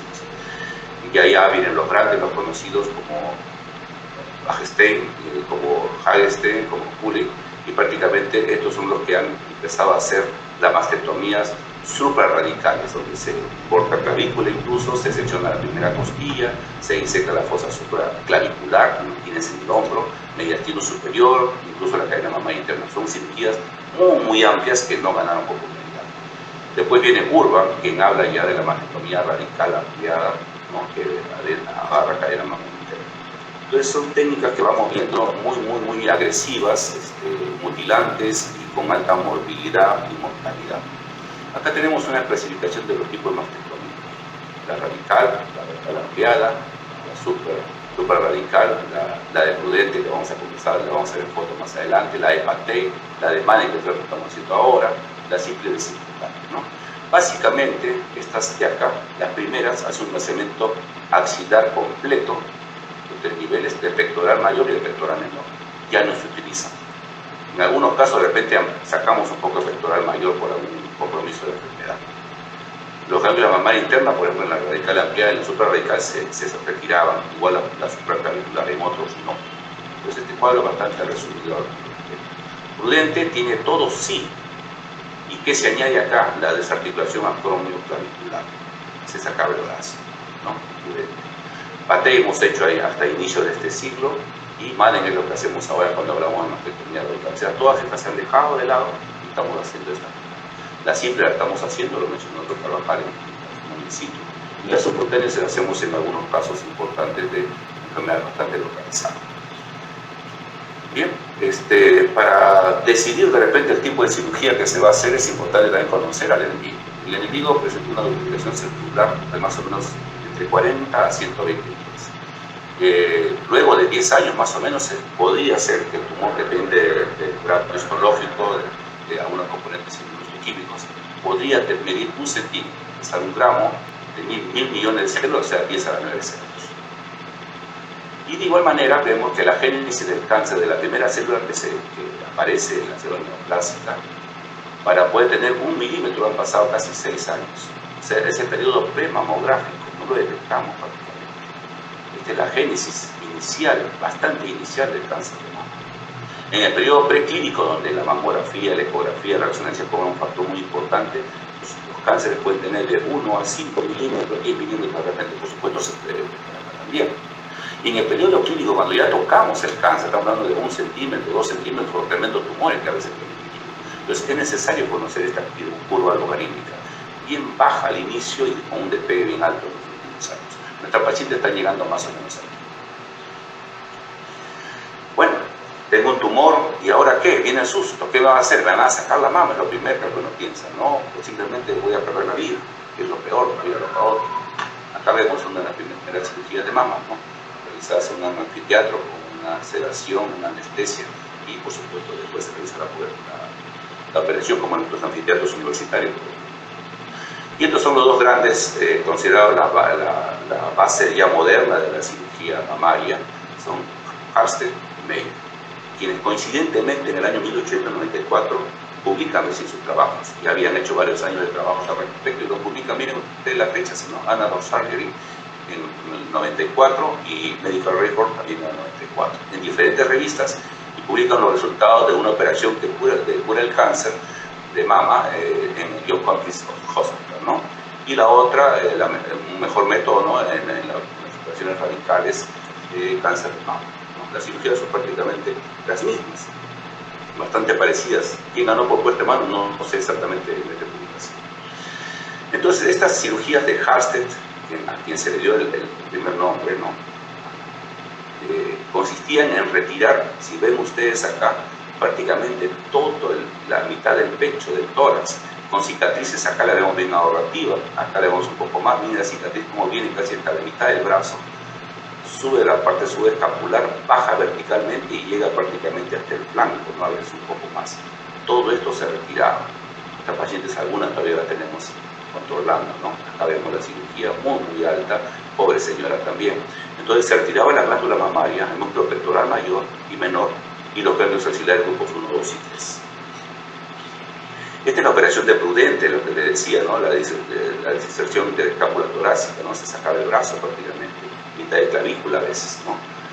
Prudente fue un médico brasileño y se sacaba también el pectoral mayor menor, la cadena mamaria interna, los cartílagos intercostales, la pleura parietal. Es una cirugía muy con alta morbilidad y mortalidad. Posteriormente, a pesar del apellido Prudente, no era tan prudente, llegó a ser el ministro de Salud de Brasil y su hijo ahora se dedica a una fundación para ayudar a los pacientes con cáncer de mama. Tienen las cirugías de Paté y Madden. A la vista casi no se nota mucho, como les decía, nuestros fellows, nuestros residentes prácticamente consistía en levantar el pectoral mayor y resecar el pectoral menor, ¿no? Las cicatrices son casi las mismas, externamente no se notaba mucho, repito, y permitía conservar el edema de los dos músculos, pectoral mayor y pectoral menor. Los grupos ganglionares ahora están retirando sacar el 1 y el 2, nosotros sacamos siempre el 3 más adelante. Entonces, esta primera etapa de estos grandes maestros del milenio pasado, incluso del milenio antepasado, 1894, del centenio antepasado, y la nueva era son bastante diferentes. Si ustedes ven, el diagnóstico antes era clínico y se hacía por cirugía, como el tumor. Ahora el diagnóstico lo iban a hacer con imagenología inicialmente. La biopsia del tumor era quirúrgica, se hacían cortes, grandes cortes incluso. Ahora estamos usando biopsias tipo TUCAD o biopsia por estereotaxia con ayuda incluso de las imágenes que dan por ecografía, por detectarse a veces por resonancia, con unos equipos muy especiales. La cirugía definitiva era la mastectomía. Ahora la tendencia es hacer la conservación sin hacer daño a la paciente. Vamos a hacer las anticuadas. Los estadios de la enfermedad estaban dados como factor pronóstico importante, por ejemplo, con disección axilar. Uno medía el tumor, sabía cuándo tenía el tumor, pero en la axila no sabíamos cuándo estaban enfermos. Ahora utilizamos la biopsia gangliosentinela. El manejo de la paciente la hacía el cirujano era el dueño de todo. Totalmente equivocado el manejo. Debe ser siempre multidisciplinario. Los cuidados del paciente eran en hospitalización, ahora estos manejos se pueden hacer incluso ambulatorios. Resumiendo, antes eran grandes cánceres, ahora son grandes cánceres. Y esto gracias sobre todo al conocimiento o a cursos de repente como este que más adelante vamos a dar unos chicos. Lo importante es tener el TNM para saber dónde estamos frente a una paciente con qué estadio se encuentra, qué tan avanzada está su enfermedad.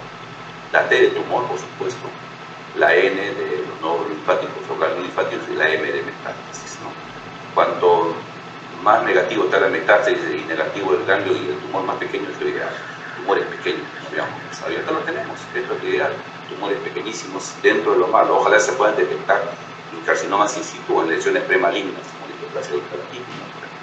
Hay otros tumores más, lamentablemente nuestra mujer peruana a veces llega con este compromiso, en estar vivo 3E. Bien, entonces hecho ya tocado el tumor, hecho una mamografía en este tipo diagnóstica, ¿no? ¿Qué hacemos con la paciente? Son dos grandes grupos de cirugía. Le sacamos la mama o le conservamos la mama.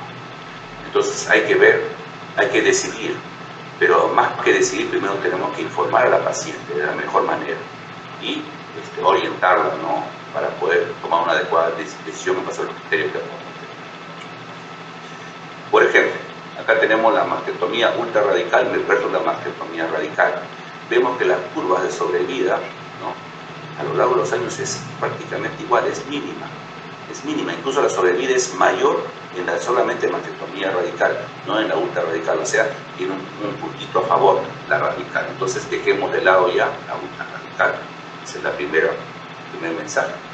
Luego más adelante, según el protocolo de Manchester, ya se usó la mastectomía radical, ¿no? Que habíamos visto, creo que era mejor que la ultrarradical, versus la mastectomía radical modificada, en la que se conserva músculo pectoral mayor o menor o los dos, ¿no? Entonces vimos también acá que la radical modificada en la que se conservaba músculo tiene una mejor sobrevida, discretamente por encima, pero muy importante la sobrevida. Entonces ya dejamos de lado la mastectomía radical clásica, hemos dejado la ultrarradical y la radical clásica, estamos con la radical modificada, es la que hacemos actualmente. Entonces el concepto anatómico de Harter, que de acá pasaba a los ganglios, del tumor a los ganglios y del ganglio de otra parte, fue cambiado un poco por el de Fisher, a pesar que ahora hacemos gangliosentinela, en el cual decía que de un tumor de la mama podía pasar directamente a otro lugar sin necesariamente pasar por la axila. Tenemos a un italiano, entonces, el doctor Veronesi, Umberto Veronesi, en la Escuela de Milán, donde el dilema prácticamente era sacar, como habíamos planteado anteriormente, o no sacar la mama. Era el dilema del cirujano. Entonces se hizo otro estudio más, la mastectomía radical versus cuadrantectomía más radioterapia. ¿Ya? Cuadrantectomía más radioterapia. Y se vio acá exactamente igual, ¿no? A veces un poquito más de sobrevida acá, pero era exactamente igual de acuerdo a los cuadros que vamos a ver más adelante. Acá vemos los estudios de conservación de mama, de mastectomía radical comparados daneses, tenemos acá italianos, tenemos Bethesda también americanos, italianos también acá, ¿no? Y vemos que si sumamos todos los casos, miren lo que sale al final, prácticamente igual, no hay significancia estadística en cuanto a la sobrevida de la paciente. Sí, por supuesto tendremos de repente calidad de vida, ¿no? Entonces, según ya el consenso de Maryland en el año 90, la cirugía de conservación de mama como tratamiento primario es un método apropiado para la mayoría de las mujeres, con cáncer de mama en Estados Unidos, y es preferible porque tiene igual sobrevida que la mastectomía. Esto debería ser, miren ustedes, hace 31 años. Y acá tenemos a un gran amigo, doctor Sandoval, Rolando Sánchez, que nos está mirando desde arriba, y tenemos el gusto de que la primera cirugía de conservación de mama en el Perú se realizó en el Hospital de Naviados, en el Servicio de Oncología Ginecológica el 3 de octubre del 85. Se trató de una mujer de 59 años con un tumor de 1 por 1.5 centímetros en cuadrante superior externo de la mama izquierda. Fue catalogada como portada de un cáncer de mama T1C en el CBM0, estadio clínico 1, y recibió la cuadrantectomía más radioterapia. Entonces ese es el orgullo de nuestro servicio. La cirugía de conservación por cáncer de mama con radioterapia coordinante destaca la importancia no del cirujano oncólogo para mejorar los resultados estéticos, llevar al mínimo la tasa de recidiva local y llevar al máximo la satisfacción de la paciente. O sea, es un reto para nosotros. Vemos mucha gente joven y el cáncer de mama es tan frecuente ahora que 1 en 8 es el chance de una mujer de tener cáncer de mama, incluso se han tomado otras revistas. Y habrá que ver cómo luchamos. Creo que estoy frente a un auditorio que es el principal caballito de batalla para detectar a tiempo el cáncer de mama, en todo caso también hacer una detección de los cánceres totalmente iniciales y ojalá en detección temáticas. Entonces acá vemos nuevamente una mastectomía radical, con incisión transversa, pero es radical, tipo MADE, ¿no? Y una cirugía de conservación con sus 2 cortes. Creo que vemos la parte estética, la parte psicológica la podemos ver de repente en el día a día y con su familia. Acá también en nuestro consultorio las pacientes prácticamente no se nota la cirugía, no se nota. Hay cicatrices muy buenas también, como hay alguna que tiene algún contexto de queloide o hipertrofia cicatricial. Recordemos que es muy importante no solamente en toda cirugía, tanto en la mastectomía como en la conservación y otras intervenciones, que la familia, las amistades, la sociedad y, por qué no decir, la gente del trabajo, porque la paciente del Seguro Social debe reincorporarse en el trabajo, esté siempre alrededor de ella. El cambio terapéutico en el cáncer de mama ha cambiado bastante porque se ha conocido más la biología tumoral. Pueden ser tumores muy chicos, muy agresivos, como al revés, tumores muy grandes y poco agresivos, ¿no? La detección precoz, hacer exámenes auxiliares que acabamos de ver en la ponencia, mejores esquemas ayudantes y el manejo multidisciplinario. El objetivo de la conservación siempre es el control local, como también el control local en la mastectomía y regional de la enfermedad. Hay una mayor sobrevida y en caso de la conservación hay una mejor aprendizaje. La paciente, pues hay que elegirla bien. La cirugía del tumor primario es importantísimo, la cirugía de la axila en sus variantes, que vamos a ver más adelante, habrá que aplicarlas. Y sí, no hay cirugía de conservación de mama logrando el cáncer infiltrante si no hay radioterapia. Estaría prácticamente algo con alto riesgo de que recurra a la enfermedad, al menos local. La paciente decidirá primero, pero sí bien informada. Nosotros estamos conservando mamas hasta con tumores de 4 centímetros de diámetro. Importante la aparición del tumor central del buco difícil, por ejemplo, no es imposible. Debe ser una masa tumoral única, no multifocal ni multicéntrica, o microcalcificaciones focales y no difusas. Y por supuesto es importante el tamaño de la mama, una mama pequeña con tumor de 4 centímetros. ¿No? Contraindicaciones asociadas a gestación en el primer y segundo trimestre. Considerar dar quimioterapia previa para poder hacer la conservación si la madre lo desea, la madre tiene que ser señora. Cáncer de mama multifocado o multicéntrico también está contraindicado. Cáncer de mama en el hombre no es necesario, como es algo lógico y obvio, se puede hacer, pero no se está haciendo. Clasificaciones difusas de aspecto marino en la mamografía, y si la paciente no desea la conservación, no nos cerramos muchas veces con información equivocada por parte de su familia o sus amistades, ¿no? En medio que se desarrolla. Ahora, el cáncer de mama tenemos que diagnosticarlo, y traigo a colación acá el BAF, la biopsia por la inspección con aguja fina.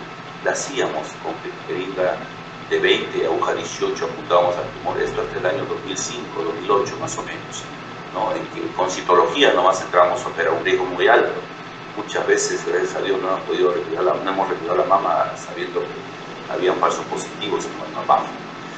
La tendencia actual es hacer la biopsia local, la tenemos las agujas, la hacemos en consultorio, nos ayuda mucho también nuestros amigos radiólogos, ¿no? La biopsia por heterotaxia es una de ellas, bastante utilizada en tumores en lesiones pequeñas, ¿no? La biopsia excisional, o sea, retirar todo, sea por necesidad del tumor, por ejemplo acá, ¿no? Resección local amplia con márgenes incluso comprometidos, y la extirpación de lesión no palpable, en la cual nuestros amigos radiólogos nos ayudan con una aguja que localice el tumor, incluso podemos medir la cantidad de centímetros, la profundidad en que se encuentra la lesión a extirpar. Por supuesto, si son tumores muy grandes, se sacará una parte del tumor nada más, y en algunos casos también, varios casos, llegan ya con pacientes que han tenido la biopsia o la tumorectomía y no deben traer las láminas y tacos de parafina. Es importante, por favor, doctores, si por A o B sucede, vean ustedes a unos pacientes, a unas pacientes y le han hecho la biopsia en otros sitios, o ustedes de repente, porque se puede fallar, por favor, envíen las láminas Citacos para revisión. Acá tenemos la evolución de una lesión no palpable, normal, un poco de asimetría, ya la paciente le dice hay algo acá, un BIRAS 3, de repente un BIRAS 4A, un BIRAS 4B, ya un BIRAS 5 y al final se coloca la UMA sentir para la lesión cáncer contra la evolución natural cáncer. En la axila tenemos varias opciones. La división baja de la axila, cuando se saca la mama, a veces se saca el grupo 1, parte del grupo 1. La radical, en la cual se sacan los 3 grupos laminares, 1, 2 y 3, en base a la numeración a este músculo que es el pectoral menor. Se puede usar ganglio centinela con colorante vital, azul patente o el verde indocianina, que se inocula en el tumor, peritumoral, periareolar o retroareolar. Y también usamos en el hospital, aunque ahora está malogrado el equipo, en el hospital Revaliati, el radioisótopo, ¿no? Cámara gamma para detectar. A veces usamos los métodos combinados, ¿no? Azul patente con radioisótopos. Y en la conservación de mama hacemos generalmente incisiones separadas, a veces hacemos una sola dependiendo de la ubicación del tumor con respecto a la pieza. Acá vemos los efectos quirúrgicos bastante satisfactorios. Acá estamos haciendo el retiro del tumor.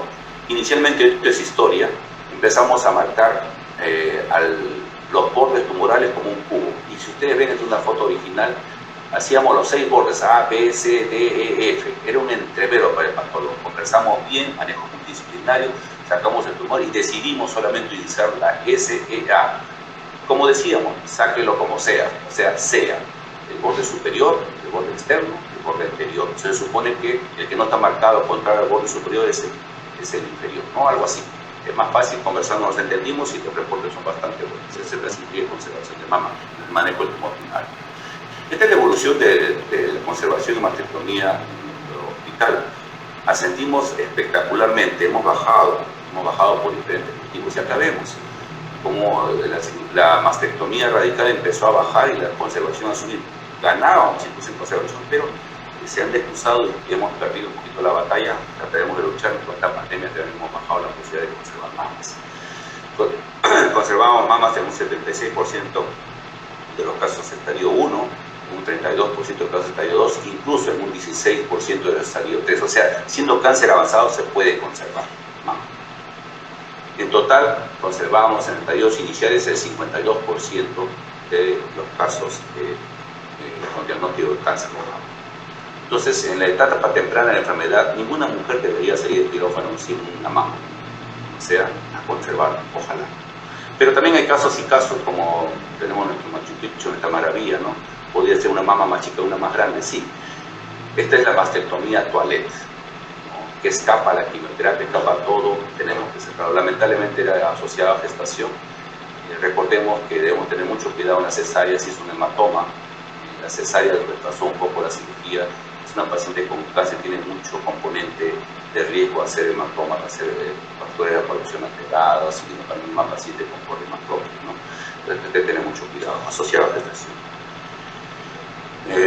Como para resumir la cirugía, miren ustedes externamente cómo se veía la de Harsted, ¿no? Lo había mencionado, y la de por supuesto la de conservación se ve bastante bien. Algunos se notan las cicatrices, en otras no tanto, y en otras prácticamente nada.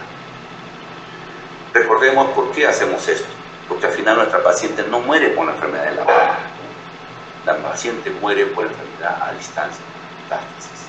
Los vasos sanguíneos llevan las diferentes células neoplásicas que se pueden instalar en los pulmones, básicamente en los pulmones, en el hígado o en los huesos. Esa es la enfermedad que va a matar a la paciente. Entonces ya creo que para culminar, esta triada es importante. El autoexamen en la mujer. Es cierto, detecta ya tumores de repente alveolar, pero ustedes, nosotros los ginecólogos obstetras, si ya Adán examinaba a Eva, ¿por qué no lo hacemos nosotros? No nos examinamos solamente en la parte uterina, examinemos también la mama. Y por supuesto la mamografía o exámenes de radiodiagnóstico. Esta triada debe salvar vidas. Recordemos también que para nosotros de repente todas son distintas, más grandes, más chiquitas, más altas, más bajas, pero para el cáncer todas son iguales, las ataca iguales, de cualquier tamaño. Las Torres Gemelas, me acuerdo que fue un día quirúrgico, un día martes, 11 de septiembre, y se bajaron las dos Torres Gemelas. no quisiéramos nosotros los psicólogos bajarnos estas dos torres gemelas que tienen las chicas, las dos mamas, y dejar esto. Eso es prevención. En tal sentido, nuestro compromiso es eso, proteger a nuestras pacientes de la cáncer de mama. Y es lo que les transmito a ustedes. Así que a partir de ahora, no se olviden, toquen las mamas, examinen las mamas. Muchas gracias. Gracias, doctor Vidal. Muchas gracias, doctor Mario Gamarra. Entonces, invitamos a los ponentes para poder responder a algunas preguntas que el auditorio nos haga llegar.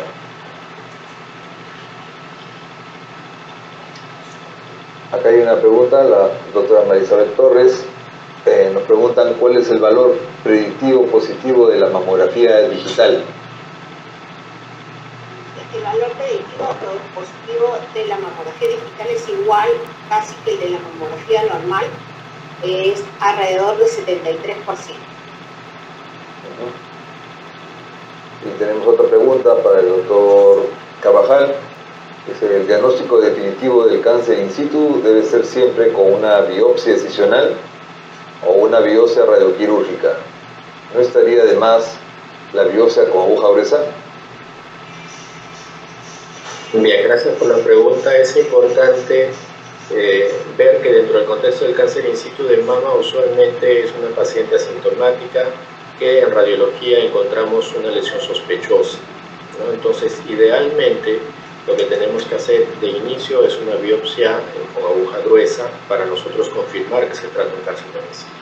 Si nosotros de frente entráramos a realizar una escisión de la lesión, podríamos encontrarnos con hiperplasias lobulillares atípicas o podríamos encontrarnos con una hiperplasia ductal usual, las cuales no requieren escisión.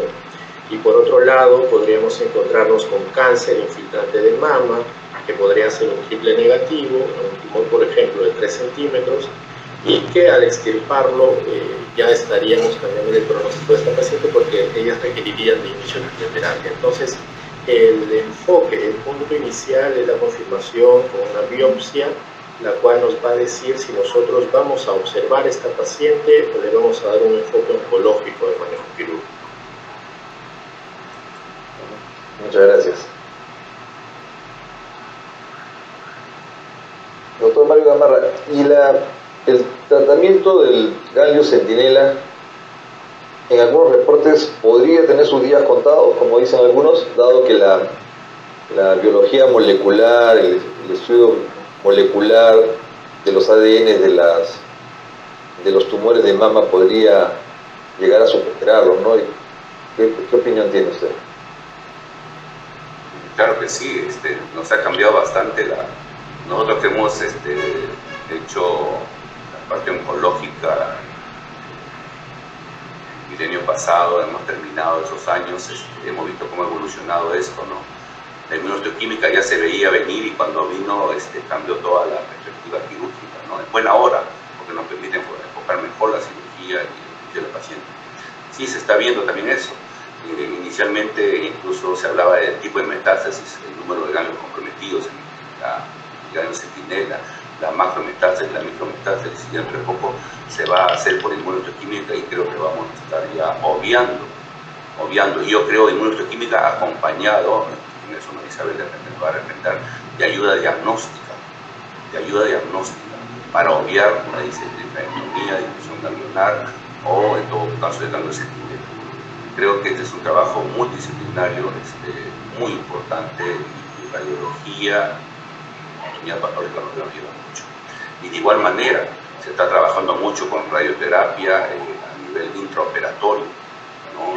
Tuvimos algún caso en el hospital, lamentablemente hemos parado un poco, esperemos nuevamente retomar eso, ¿no?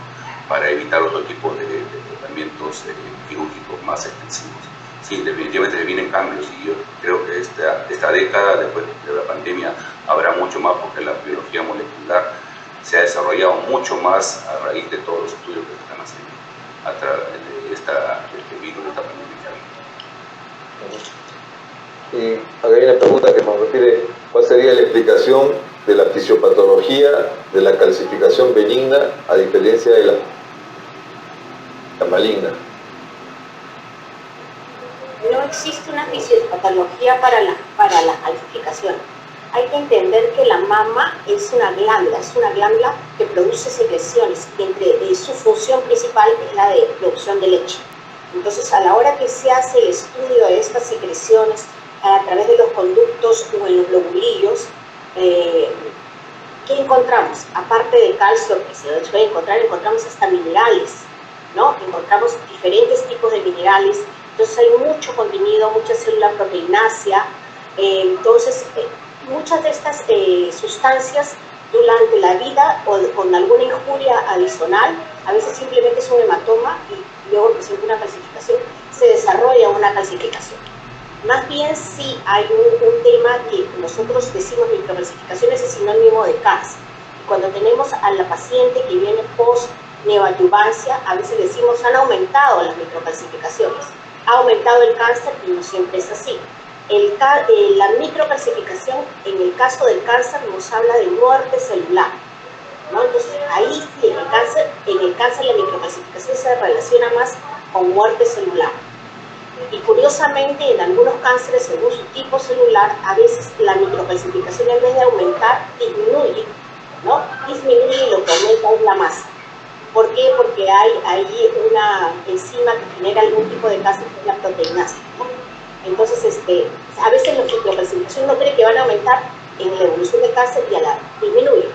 Y lo mismo puede pasar con una cirugía, que en vez de disminuir uno piensa, o un tratamiento de neoadyuvancia, piensa que disminuye, pero más bien aumenta, ¿no? Y eso ya es por muerte celular. Acá lo importante es que el manejo tiene que ser multidisciplinario. Uno tiene que entender en qué momento está la paciente. ¿Ha terminado recién la quimio? O esta paciente tiene un nódulo palpable o no lo tiene, esta paciente tiene calcificaciones en la otra mama, en el resto de la mama. O sea, cada glándula y cada paciente es diferente. Y en eso está nuestro trabajo. Hay que conocer la fisiopatología de la enfermedad. Entonces, ahí es donde uno tiene que decidir. Y a veces en la mama encuentras calcificaciones de todos los tipos. Y es un dolor de cabeza para decidir si alguna de ellas se tiene que limpiar, ¿no? Entonces, eso es un reto. En cuanto a las biopsias, sí quería decir una cosa. No es que siempre hagamos corea. A veces en el carcinoma ductal in situ, la lesión es no palpable. Entonces, tampoco a veces se ve por ecografía, sino que simplemente son microcalcificaciones. Y ahí sí existe la biopsia MAPA, ¿no? Usamos la estereotaxia, ya sea 2D o 3D ahora, y aspiramos y sacamos varias muestras, mayor cantidad de tejido, que es la que mandamos, hacemos el examen mamográfico para confirmar que ahí están las microcalcificaciones, y esas son las que mandamos a anatomía patológica. O recurrimos a la cirugía con la guía de ADCOM. Entonces, cuando una paciente tiene una lesión, hay que saber si solamente se ve por imagen, en qué imagen se ve para poderla abordar, o si no se ve por imagen y es clínicamente palpable, entonces ahí para poder decidir cómo la vamos a biopsiar. Ok. El doctor Juan Carlos Florian de Chiclayo nos está preguntando si tenemos algún criterio en base a cuál sería la ventaja del manejo con radioterapia intraoperatoria. No sé si alguno de ustedes les gustaría responder.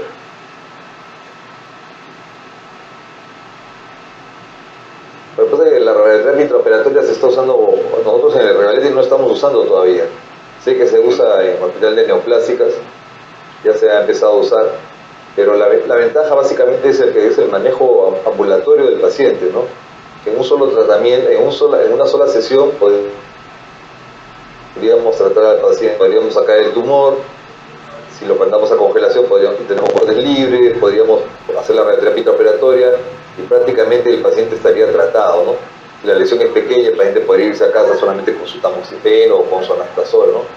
Nos daría la ventaja de poder ahorrar un poco lo que es hospitalizaciones, tratamientos prolongados del paciente.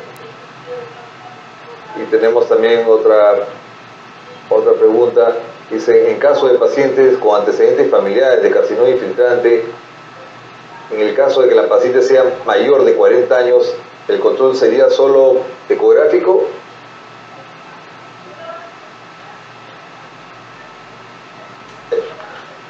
Tu micrófono, Isabel, no se escucha así. paciente en más de 40 años o paciente con factores de riesgo, el control se hace mamográfico y ecográfico. Si esta paciente cumple los criterios que familiarmente tiene una carga genética de más de 5 familiares directos con cáncer de mama o cáncer de ovario, entonces deberíamos incluir una resonancia dentro de este control que se le hace a la paciente siempre que sea posible. Si no, según la densidad mamaria, vamos a recurrir siempre a mamografía y ecografía y de preferencia mamografía 3D. Otra pregunta que nos pregunta, ¿cuál es el tratamiento ideal del paciente con HER2 positivo sobreexpresado? Doctor Carvajal, por favor, si le pudiera responder. Bueno, el tratamiento del cáncer de mama con HER positivo sobreexpresado básicamente es un enfoque de un paciente con cáncer de mama de alto riesgo, ¿no? Entonces, en este caso tendrá un manejo quirúrgico si es una lesión menor de 2 centímetros o una axila negativa. Si tiene axila positiva o tiene un tumor de más de 2 centímetros, entrará neoadyuvancia. Dentro de la neoadyuvancia están los tratamientos estandarizados, el esquema adriamicina, ciprofosfamida asociado a paclitaxel, y adicionalmente, por ser un HER2 sobreexpresado, le tendríamos que dar tratamiento con trastuzumab, que es el tratamiento asociado a este tipo de pacientes. Y tenemos una pregunta, nos refieren, ¿cuál es el manejo del paciente post cirugía por tumor filodes con hiperplasia ductal con atipia? Doctor Gamarra, si pudiera responderles. Bueno, primero que nada, ¿qué tipo de cirugía se ha hecho? Puede ser conservación o mastectomía. ¿Qué tipo de tumor filodes es? ¿Es el benigno, el borderline o el maligno? La hiperplasia ductal atípica es un hallazgo nada más, me imagino. Y si es borderline, pues habría que ver los bordes, primero que nada, los márgenes que estén libres. Y si es maligno, necesita algún estudio de detección de enfermedad y probablemente radioterapia y en algunos casos quimioterapia. ¿No? Es el que hace metástasis, el maligno, se puede formar un sarcoma. Pero todo va a depender del tipo de cirugía que se va a hacer, ¿no? Y los bordes que se puedan obtener. Ok, muchas gracias. Yo tenemos otra pregunta. Nos refiere, actualmente, ¿qué estudios fenotípicos nos ayudan a predecir las metástasis? Y si con esto puede cambiar el tratamiento. Doctor Gamarra, si le pudiera responder esta pregunta. Sí. Estamos en eso. La metástasis, ni siquiera los marcadores tumorales no están sirviendo para eso. Cuando ya la metástasis es muy florida, no sirve, ¿no? Entonces, ninguno va a... Los estudios de inmunohistoquímica sí nos pueden dar algún indicio de que van a hacer metástasis en un momento. No sabemos a dónde, ¿no? Por ejemplo, el CAI es un factor muy importante, ¿no? Los triples negativos son estudios muy importantes, ¿no? Y, por supuesto, el grado de diferenciación también, ¿no?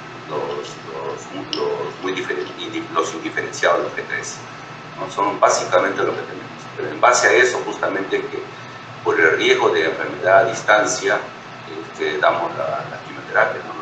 Los HER2 sobre todo expresados, por ejemplo, y los negativos son más representativos. ¿Y en qué pacientes recomendarían la posibilidad de un BRCA? ¿Qué dice doctor Carvajal? Bueno, ¿En qué pacientes se recomendaría? En realidad el estudio BRCA se debería realizar idóneamente en toda paciente con cáncer de mama, ¿no? Sin embargo, bueno, sabemos que a veces es un poco difícil poder llegar a obtener este tipo de pruebas. Y si tenemos que priorizar la evaluación de esta mutación, lo que correspondería en pacientes con antecedentes familiares, 2 o más miembros de la familia con cáncer de mama, familiares con antecedentes de cáncer de ovario, paciente que tenga antecedente de carcinoma in situ, paciente con debut temprano en familiares cercanos del primero o segundo grado, menores a 40 años, ¿no? Porque esto se asocia a este tipo de mutaciones, por ejemplo. Entonces, en ellas podríamos nosotros hacer este tipo de evaluaciones.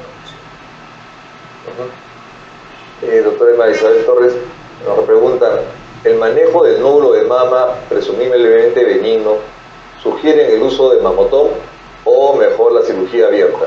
para una correcta ubicación de los bordes en caso de que se encuentre ocasionalmente una malignidad.